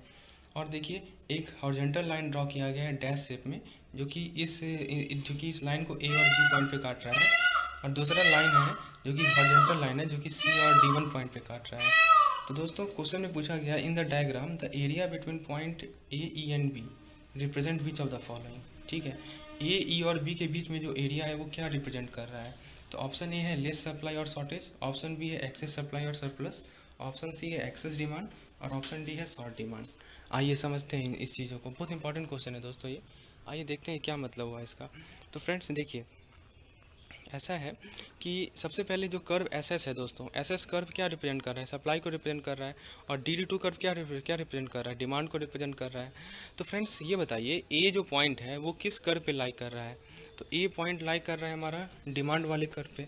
ठीक है दोस्तों, और जो हमारा B पॉइंट है वो कहाँ लाई कर रहा है, वो लाई कर रहा है हमारा सप्लाई वाले कर्व पे। ठीक है, तो बताइए B बी बड़ा है या ए बड़ा है, तो ऑब्वियसली बी ज़्यादा बड़ा है क्योंकि बी का क्वांटिटी का वैल्यू ज़्यादा है कंपेयर टू ए। तो इसका मतलब क्या हुआ कि हमारा जो सप्लाई है वो डिमांड से ज़्यादा है।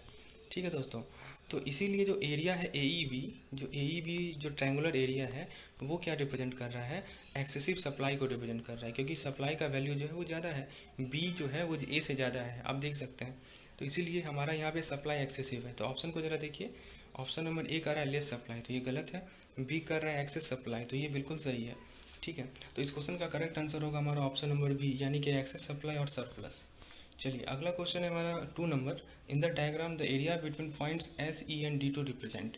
तो दोस्तों क्वेश्चन में पूछा गया है कि एस ई और डी टू के बीच में एरिया को क्या क्या रिप्रेजेंट कर रहा है। तो आइए देखते हैं। S E and D two आप नीचे देख सकते हैं। तो फ्रेंड्स यहाँ बताइए कौन बड़ा है, एस बड़ा है या डी टू बड़ा है। पहले बताइए एस किस लाइन पे लाई कर रहा है, सप्लाई लाइन पे, और डी टू किस लाइन पे लाई कर रहा है, डिमांड लाइन पे। आप देख सकते हैं डी टू का वैल्यू एस से ज़्यादा है। ठीक है दोस्तों, डी टू का वैल्यू एस से ज़्यादा है, दैट मीन्स डिमांड जो है वो सप्लाई से ज़्यादा है। तो मतलब क्या होगा, एक्सेसिव डिमांड है, देख सकते हैं मैंने लिखा भी हुआ, S represent supply, D to represent demand. So area between these 3 points, so demand being more than supply, that means demand is more और short is supply is short. तो दोस्तों यहाँ पे सप्लाई का शॉर्टेज है, इसीलिए हमारा करेक्ट आंसर होगा ऑप्शन नंबर ए। तो दोस्तों मैंने आज आप लोगों के साथ 5 क्वेश्चन डील किए। पहले केस स्टडी में 3 क्वेश्चन थे, दूसरे केस स्टडी में 2 क्वेश्चन थे। उम्मीद है आपका कंसेप्ट बिल्कुल ही क्लियर हुआ होगा, और मैं इस तरह का केस स्टडी लेकर आऊँगा यदि आप सपोर्ट करेंगे तो आप कमेंट सेक्शन में लिखें कि आपको ऐसा केस स्टडी और भी चाहिए, तो मैं अच्छे से समझाऊंगा आप लोगों को और आप लोगों के साथ लेकर आऊँगा इस केस स्टडी को। तो दोस्तों इस लेसन को लाइक करें, चैनल को सब्सक्राइब करें और इसे शेयर करें। धन्यवाद। जरूर देखा होगा, मेरा वीडियो लेक्चर सेपरेट बना हुआ है उस पर। आइए अब हम लोग इस केस स्टडी को डिस्कस करते हैं। देखिए क्वेश्चन में पूछा गया है, ये पहले इसका स्टेटमेंट को देखते हैं कि measure of money M0, M1, M2, M3 includes currency with public, other deposit with RBI, bank deposit with RBI, demand deposit with the banking system and term deposit of the banking system. मतलब ये सभी चीज़ आते हैं। तो out of this the demand deposit और banking system are includes in which of the following.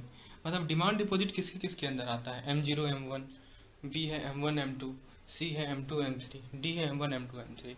तो दोस्तों इस क्वेश्चन को बनाने से पहले मैं आप लोगों को मैंने जो माइंड मैप शेयर किया था आप लोगों के साथ, मैंने जो एक माइंड मैप शेयर किया था आप लोगों के साथ, उसे आइए आप हम लोग एक बार दोबारा डिस्कस करते हैं। और इस माइंड मैप को आप लोग दिमाग में एकदम छाप के बैठा लीजिए, ताकि इस तरह कोई भी क्वेश्चन मिले आप लोगों को, तो आप लोग बिना किसी डर के, बिना आप लोग तुरंत सॉल्व कर पाए। चलिए देखते हैं दोस्तों।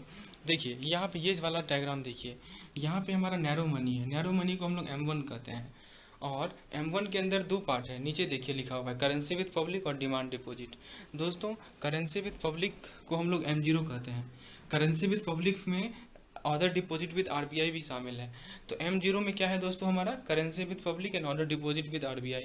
ठीक है दोस्तों, उसमें हमने डिमांड डिपॉजिट को ऐड किया, तो डिमांड डिपॉजिट को ऐड करने के बाद हमें क्या मिला, नैरो मनी मिला, और उस नैरो मनी को हम लोग क्या कहते हैं दोस्तों, M1 कहते हैं। अब उस नैरो मनी में हम लोगों ने टाइम डिपॉजिट ऐड किया। ठीक है दोस्तों, तो टाइम डिपॉजिट को ऐड करने के बाद हमें मिला ब्रॉड मनी, जिसे हम लोग M3 कहते हैं। ठीक है, अब देखिए इसी M1 में हम लोग पोस्ट ऑफिस का केवल सेविंग डिपॉजिट को ऐड करेंगे तो हमें मिलेगा M2। ठीक है दोस्तों, और M3 में यदि हम लोग पोस्ट ऑफिस का टोटल डिपॉजिट को ऐड करेंगे तो मिलेगा हमें M4। तो आपको ये चार्ट को ध्यान रखना है, M0, M1, M2, M3, M4 सब कुछ यहाँ चार्ट में दर्शाया गया है। बस एक माइंड में बना लीजिए इसे। अब आप देखिए सब क्वेश्चन तुरंत सॉल्व करेंगे आप। जरा क्वेश्चन को पढ़िए तो क्या था, क्वेश्चन में पूछ रहा था कि डिमांड डिपॉजिट जो है किसके किसके अंदर आता है। तो दोस्तों आप ये बताइए डिमांड डिपॉजिट जो है M0 के अंदर आएगा क्या, तो नहीं आएगा M0 के अंदर, क्योंकि M0 के अंदर तो हमारा करेंसी विद पब्लिक और अदर डिपॉजिट विद RBI आता है, तो M0 तो होगा नहीं। तो जो ऑप्शन में M0 है उसे आप लोग हटा दीजिए, तो ऑप्शन नंबर ए में M0 है, तो वो तो होगा नहीं। चलिए अब जरा ये बताइए दोस्तों, M1 में डिमांड डिपॉजिट आएगा क्या, तो बिल्कुल आएगा M1 में डिमांड डिपॉजिट, हमने यहाँ नीचे देख सकते हैं। तो M1 में यदि डिमांड डिपॉजिट आएगा तो क्या M2 में डिमांड डिपॉजिट आएगा, बिल्कुल आएगा। क्यों आएगा, क्योंकि M2 ही M1 से बना है। तो M2 यदि M1 से बना है और M1 के अंदर डिमांड डिपॉजिट है, तो ऑब्वियस सी बात है M2 के अंदर भी डिमांड डिपॉजिट है। ठीक है, M3 में आएगा क्या, बिल्कुल M3 में आएगा। तो यदि M1 में आ रहा है तो M2, M3, M4 सब में आएगा, ये ध्यान रखिएगा। तो इस क्वेश्चन का जो करेक्ट आंसर होगा वो होगा हमारा option number D, M1, M2, M3। M0 को छोड़कर बाकी सब में जो है हमारा ये डिमांड डिपॉजिट इंक्लूडेड है। चलिए ये था क्वेश्चन नंबर 1। क्वेश्चन नंबर 2 को समझते हैं। Major portion of which of the following contains interest free funds and is the most liquid part of money supply. तो पूछ रहा है कि इन चारों में से कौन सा ऐसा है जिसमें इंटरेस्ट फ्री फंड है और सबसे ज़्यादा लिक्विड पार्ट है मनी सप्लाई का। लिक्विड पार्ट आप लोग समझते होंगे, हाँ, जो कि सबसे ज़्यादा, जिसमें सबसे ज़्यादा लिक्विडिटी होता है दोस्तों। तो जरा ऑप्शन को देखिए, M0, M1, M2, M3। तो फ्रेंड्स इंटरेस्ट फ्री फंड किस में है और मोस्ट लिक्विड कौन सा है? तो जरा देखिए दोस्तों, M0 को जरा देखिए। M0 के अंदर क्या होता है? Public currency with public, other deposit with RBI and bank deposit with RBI। तो ये जो पोर्शन है ना दोस्तों, करेंसी विद पब्लिक वाला या अदर डिपॉजिट विद RBI वाला या बैंक डिपॉजिट विद RBI वाला, ये सबसे ज़्यादा इंटरेस्ट फ्री फंड है और सबसे लिक्विड भी है। तो दोस्तों इस क्वेश्चन का करेक्ट आंसर होगा ऑप्शन नंबर ए, यानी कि M0। चलिए क्वेश्चन नंबर 3 को देखते हैं। इसमें पूछा गया है the liabilities such as current deposit, demand liability portion of saving bank, margins held against letter of credit और bank guarantee, balance in overdue fixed deposit are included initially in which of the following. दोस्तों यहाँ word जो initially है ये important है, ठीक है, इसे आप लोग अंडरलाइन करेंगे। पूछा गया कि शुरू में किस में है, ठीक है। तो आइए दोस्तों समझते हैं। देखिए ये सब जो है हमारे करंट डिपॉजिट या डिमांड लायबिलिटी या मार्जिन, हमने क्या देखा था? हमने M0 में क्या देखा था कि M0 में यदि डिमांड लायबिलिटी को जोड़ देते हैं हम लोग तो हमें मिलता है M1। हमने देखा था ऐसा, ठीक है। तो ये जो हमारे लायबिलिटीज़ है, करंट डिपॉजिट, डिमांड लायबिलिटी या LC का मार्जिन, तो ये सब किसका पार्ट है दोस्तों? ये सब M1 का पार्ट है। तो इनिशियली ये M1 का पार्ट है, लेकिन ब्रॉड लेवल पे ये M2 का भी पार्ट है, M3 का भी पार्ट है, M4 का भी पार्ट है, जो कि मैं आप लोगों को समझा चुका हूँ। तो इस क्वेश्चन का करेक्ट आंसर होगा M1। क्यों M1 करेक्ट आंसर होगा? क्योंकि इनिशियली वर्ड लिखा हुआ है, तो इनिशियली ये M1 का पार्ट है। तो दोस्तों इस तरह से हम लोगों ने पहले केस स्टडी को अच्छे तरीके से समझ लिया, उसके एवरी इंपॉर्टेंट एस्पेक्ट को हमने देखा। आइए अब हम लोग दूसरे केस स्टडी को देखते हैं, ठीक है, जो कि मनी सप्लाई पे ही बेस्ड है। तो फ्रेंड्स केस स्टडी 2 को देखते हैं। इसमें पूछा गया है following information have been released by RBI for fortnight ending June 26 June. मतलब 26 जून में जो फोर्टनाइट ख़त्म हुआ उससे बाद RBI ने कुछ इन्फॉर्मेशन रिलीज़ किया, वो देखिए क्या है। तो देखिए एक कॉलम है हमारा 31 मार्च का और एक कॉलम है हमारा 26 जून का, ठीक है। अब देखिए पहला रो में क्या है? Currency with public. तो करेंसी विद पब्लिक 31 मार्च को कितना था? हो सकता है ये डाटा करोड़ में हो, वो मैटर नहीं करता है हमें, ठीक है। 13,863 13,863 ऑन March 31। और 26 जून को कितना था? 14,302। फिर दूसरा देखिए डिमांड डिपॉजिट विद बैंक, तो 31 मार्च को कितना था? 8,907 और 26 जून को कितना है? 9,134। फिर टाइम डिपॉजिट विद बैंक 31 मार्च को कितना था? 82,538 और 26 जून को कितना है? 84,992। और अदर डिपॉजिट विद RBI 31 मार्च को था 147 और 26 जून को है 91। तो आप देखिए क्वेश्चन क्या पूछ रहा है, what is the amount of M0 as on March 31। यानी कि 31 मार्च को M0 का वैल्यू पूछ रहा है हमसे। तो सबसे पहले M0 होता क्या है दोस्तों, आप ये बताइए। M0 के अंदर जो पार्ट होता है वो होता है जनता के पास जो करेंसी है, यानी पब्लिक के पास जो करेंसी है, और अदर डिपॉजिट विद RBI। तो दोस्तों M0 is equal to currency with public plus other deposit with RBI। तो करेंसी विद पब्लिक कितना है? 13,863। अदर डिपॉजिट विद RBI कितना है दोस्तों? 147। तो 13,863 में हम लोग यदि 147 ऐड करेंगे तो हमें मिलेगा 14,010। तो दोस्तों 14,010 ही हमारा M0 का वैल्यू है। तो ऑप्शन नंबर सी इस क्वेश्चन का करेक्ट आंसर होगा। आइए क्वेश्चन नंबर 2 को देखते हैं। What is the amount of narrow money as on March 31। तो दोस्तों नैरो मनी पूछा गया है, 31 मार्च को नैरो मनी क्या है? तो दोस्तों नैरो मनी के बारे में हम लोग जानते हैं। नैरो मनी होता है हमारा M1। M1 के अंदर क्या होता है दोस्तों? M1 के अंदर हमारा M0 होता है और डिमांड डिपॉजिट विद बैंक होता है। तो दोस्तों M0 तो हम लोगों ने निकाल लिया, कितना निकाला था? 14,010 निकाला था। अब उसी को यूज कर लेंगे। डिमांड डिपॉजिट कितना दिया हुआ है दोस्तों 31 मार्च के लिए? डिमांड डिपॉजिट दिया हुआ है 8,907। तो उसमें हम लोग 8,907 को ऐड करेंगे तो हमें मिलेगा 22,917। तो M1 निकल गया हमारा 22,917। तो दोस्तों स्टेप बाय स्टेप आप देख सकते हैं कैसे हम लोग आगे बढ़ रहे हैं। चलिए क्वेश्चन नंबर 3 को देखते हैं। What is the amount of broad money on March 31। तो 31 मार्च को ब्रॉड मनी कितना था ये पूछा गया है। तो दोस्तों ब्रॉड मनी के अंदर क्या क्या आता है? ब्रॉड मनी यानी कि M3 के अंदर M1 आता है, ठीक है दोस्तों, और इसमें हम लोग टाइम डिपॉजिट को ऐड कर लेंगे। तो M1 हम लोगों ने निकाल लिया है 22,917, ठीक है। और टाइम डिपॉजिट कितना है दोस्तों? टाइम डिपॉजिट जो है 31 मार्च का वो दिया हुआ है 82,538, 82,538। तो दोस्तों हम लोग क्या करेंगे, इस 22,917 में से 82,538 को ऐड करेंगे तो हमें मिलेगा 1,05,455। तो दोस्तों इस क्वेश्चन का जो करेक्ट आंसर होगा वो होगा ऑप्शन नंबर ए, 1,05,455। तो फ्रेंड्स इस तरह से हम लोगों ने दूसरे केस स्टडी को भी सॉल्व कर लिया। तो फ्रेंड्स ये जो केस स्टडी था इसमें हम लोगों ने दो केस स्टडी को देखा इस सेगमेंट में, जो कि basically money supply and inflation से, मनी सप्लाई से रिलेटेड था। अगला जो केस स्टडी मैं लाऊंगा वो इन्फ्लेशन से रिलेटेड होगा। तो दोस्तों आपको ये केस स्टडी का सीरीज कैसा लग रहा है आप लोग जरूर कमेंट सेक्शन में बताइए। मैं इसका एक सेपरेट प्लेलिस्ट बना दूंगा। एवीएम का जितना possible type of case study है सभी मैं करवा दूंगा आप लोगों को, ताकि एग्जाम में किसी तरह की आपको कोई प्रॉब्लम नहीं हो। साथ ही साथ बीएफएम के तो हम कर ही रहे थे जैसा कि आप लोग देख रहे हैं। तो फ्रेंड्स आपकी लाइक की ज़रूरत है, इसलिए इस चैनल को और ज़्यादा लोगों के साथ और ज़्यादा लोगों तक पहुंचाएं, ताकि वो लोग भी इससे लाभान्वित हो, उनका भी प्रिपरेशन काफ़ी आसान हो। ठीक है दोस्तों, तो इस लेसन को लाइक करें, चैनल को सब्सक्राइब करें और इसे शेयर करें। धन्यवाद। नमस्कार दोस्तों, स्वागत करता हूं आप लोगों का हमारे CIB मेड सिंपल के इस चैनल में। तो दोस्तों आज मैं आप लोगों के लिए लेकर आया हूं थ्योरी ऑफ इंटरेस्ट पे बेस्ड एक केस स्टडी, और एक केस स्टडी बेस्ड होगा हमारा बिजनेस साइकिल पे। तो दो केस स्टडी मैं आप लोगों के लिए आज लेकर आया हूं, और ये जो केस स्टडी का सीरीज चल रहा है उसका मैंने एक प्लेलिस्ट बनाया हूँ जिसका लिंक आपको डिस्क्रिप्शन में मिल जाएगा। उसे आप लोग अलग अलग तरह के केस स्टडी को डिस्कस करेंगे। हम लोगों ने demand and supply, money supply curve, इन सभी के केस स्टडी को डिस्कस किया था। तो आज हम लोग थ्योरी ऑफ इंटरेस्ट के केस स्टडी को डिस्कस करेंगे। तो दोस्तों इस केस स्टडी को समझने से पहले मैं आपसे रिक्वेस्ट करूंगा कि थ्योरी ऑफ इंटरेस्ट का थ्योरेटिकल पोर्शन एक बार जरूर देख लें, तभी आप इस केस स्टडी को आसानी से सॉल्व कर पाएंगे। अदरवाइज थ्योरी ऑफ इंटरेस्ट आप लोग जानते ही हैं कि इसमें आपको कुछ बेसिक नॉलेज जब तक क्लियर नहीं होंगी तब तक कुछ समझ में ही नहीं आएगा।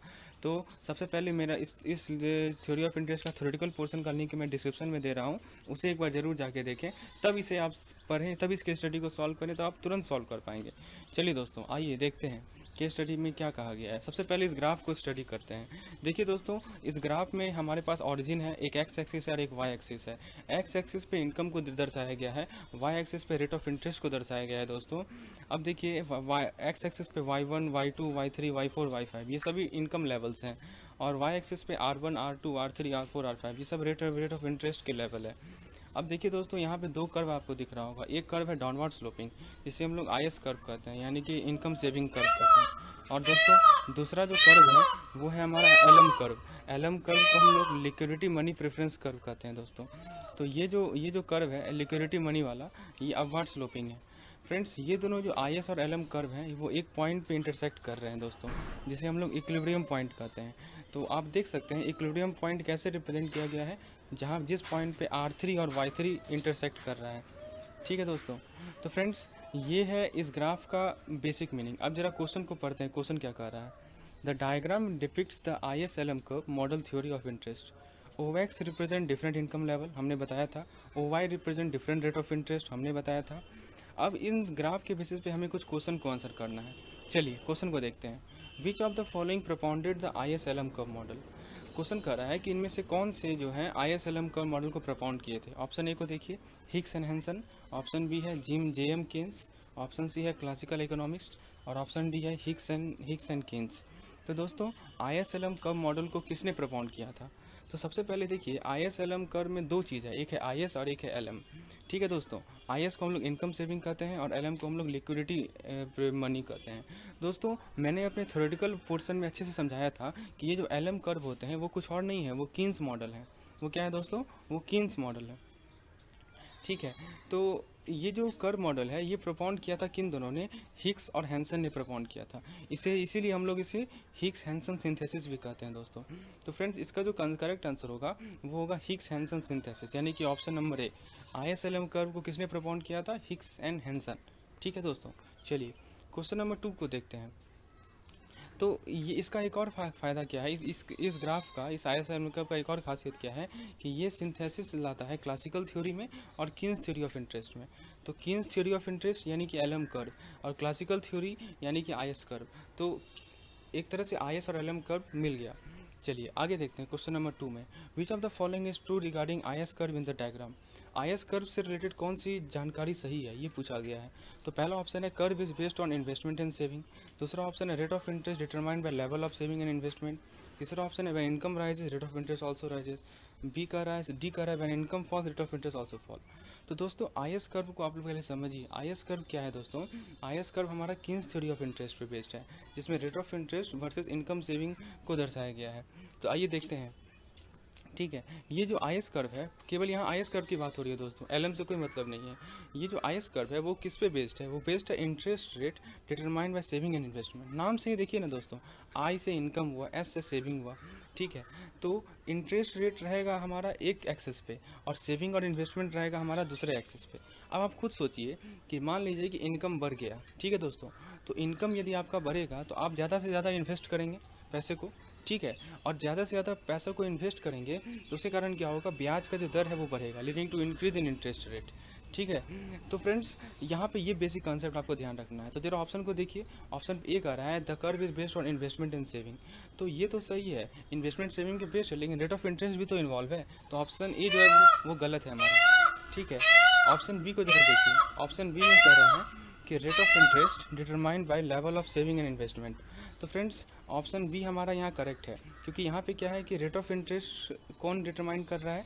सेविंग और इन्वेस्टमेंट का लेवल डिटरमाइन कर रहा है। ठीक है, तो इस क्वेश्चन का जो करेक्ट आंसर होगा वो होगा हमारा ऑप्शन नंबर बी। ठीक है, और ऑप्शन सी कह रहा है कि इनकम राइज करेगा तो रेट ऑफ इंटरेस्ट भी राइज करेगा। ठीक है, तो ये भी सही है एक तरह से, लेकिन जो मोस्ट अप्रोप्रिएट इसका आंसर होगा वो होगा हमारा ऑप्शन नंबर बी। ठीक है, चलिए आगे देखते हैं क्वेश्चन नंबर 3 में, in the diagram the equilibrium is at point E. ठीक है, in this connection which of the following statement is not correct. तो ध्यान दीजिएगा दोस्तों, यहाँ पे नॉट करेक्ट वर्ड लिखा हुआ है, तो हमें ये वो ऑप्शन देखना है जो कि सही नहीं है। और हम लोग जानते ही हैं कि इक्विलिब्रियम के लिए कौन सा पॉइंट होता है? इक्विलिब्रियम पॉइंट होता है हमारा ई पॉइंट, जहाँ पे ये दोनों कर्व इंटरसेक्ट करती हैं। तो फ्रेंड्स क्वेश्चन में कहा गया है कि इनमें से कौन सा करेक्ट वन नहीं है। तो देखिए पहला ऑप्शन कह रहा है at this point the income and rate of interest stand in relation to each other. चलिए, बी कह रहा है investment and saving are in equilibrium. C कह रहा है demand for money is in equilibrium with supply of money. और D कह रहा है नन ऑफ दीज। तो आइए दोस्तों समझते हैं इस इक्विलिब्रियम पॉइंट की क्या खासियत है। इक्विलिब्रियम पॉइंट पे क्या होता है कि इनकम और रेट ऑफ इंटरेस्ट जो है वो इस तरह रिलेशन में रहता है ताकि इन्वेस्टमेंट सेविंग जो कि IS कर्व से रिप्रेजेंट है और डिमांड एंड सप्लाई जो कि LM कर्व से रिप्रेजेंट है, ये दोनों आपस में इक्विलिब्रियम हो। ठीक है, ध्यान से समझिएगा दोस्तों, इक्विलिब्रियम पॉइंट का क्या खासियत है कि रेट ऑफ इंटरेस्ट इस तरह रिलेशन में होता है आपस में कि income and saving are in equilibrium, IS are in equilibrium and demand and supply also in equilibrium. तो इनकम सेविंग को कौन रिप्रेजेंट कर रहा है? IS curve. डिमांड सप्लाई को कौन रिप्रेजेंट कर रहा है? LM curve. तो आपस में सभी लोग इक्विलिब्रियम में होते हैं। जरा आइए ऑप्शन को देखते हैं। ऑप्शन ए कर रहा है at this point income and rate of interest and relation to each other. बिल्कुल सही है, अब मैंने बताया भी कि ये जो इक्विलिब्रियम पॉइंट है वहाँ पे इनकम और रेट ऑफ इंटरेस्ट आपस में एक रिलेशन मेंटेन करते हैं। और मैंने क्या बताया कि इस पॉइंट पे जो इन्वेस्टमेंट सेविंग इक्विलिब्रियम में होंगे, यानी कि IS का जो कंपोनेंट है वो इक्विलिब्रियम में होगा, और इस पॉइंट पे LM का जो कंपोनेंट है जो कि डिमांड और सप्लाई है वो भी इक्विलिब्रियम में होगा। तो दोस्तों इस क्वेश्चन में हम लोग क्या देख सकते हैं, ए भी करेक्ट है, बी भी करेक्ट है और सी भी करेक्ट है, लेकिन पूछा क्या गया था? Not correct. मतलब तीनों के तीनों ऑप्शन करेक्ट हैं। तो इस क्वेश्चन का जो करेक्ट आंसर होगा वो होगा हमारा option number D, none of these. ठीक है दोस्तों, चलिए इस क्वेश्चन का इस केस स्टडी का आखिरी क्वेश्चन को हम लोग डिस्कस करते हैं। इस क्वेश्चन में पूछा गया है कि IS LM और डिटर्मिनेट थ्योरी ऑफ इंटरेस्ट। ध्यान दीजिएगा दोस्तों, ये जो IS LM कर्व है इसका दूसरा नाम है डिटर्मिनेट थ्योरी ऑफ इंटरेस्ट। तो ये जो डिटर्मिनेट थ्योरी ऑफ इंटरेस्ट है वो किस चीज़ पे बेस्ड है? तो ऑप्शन नंबर 1 कर रहा है investment demand function, option number 2 कर रहा है सेविंग और कंजम्पशन फंक्शन, ऑप्शन नंबर 3 कर रहा है liquidity preference function, option number 4 कर रहा है क्वांटिटी ऑफ मनी। अब देखिए ऑप्शन किस तरह है, 1 to 4 all, 1 2 and 4, 2 3 and 4, 1 3 and 4। दोस्तों इसी तरह के क्वेश्चन पूछे जाते हैं हमारे CIB में। ठीक है, यहाँ पे देख सकते हैं कि क्या खासियत है क्वेश्चन का कि ऑप्शन को भी एक ऑप्शन बनाया गया है। चलिए आइए समझते हैं इस क्वेश्चन को। तो IS LM कर्व जो है किन किन चीज़ों पे बेस्ड है ये पूछा गया है। तो सबसे पहला चीज़ है इन्वेस्टमेंट डिमांड फंक्शन पे बेस्ड है, दूसरा है सेविंग कंजम्पशन फंक्शन पे बेस्ड है, तीसरा है लिक्विडिटी प्रेफरेंस पे बेस्ड है और चौथा है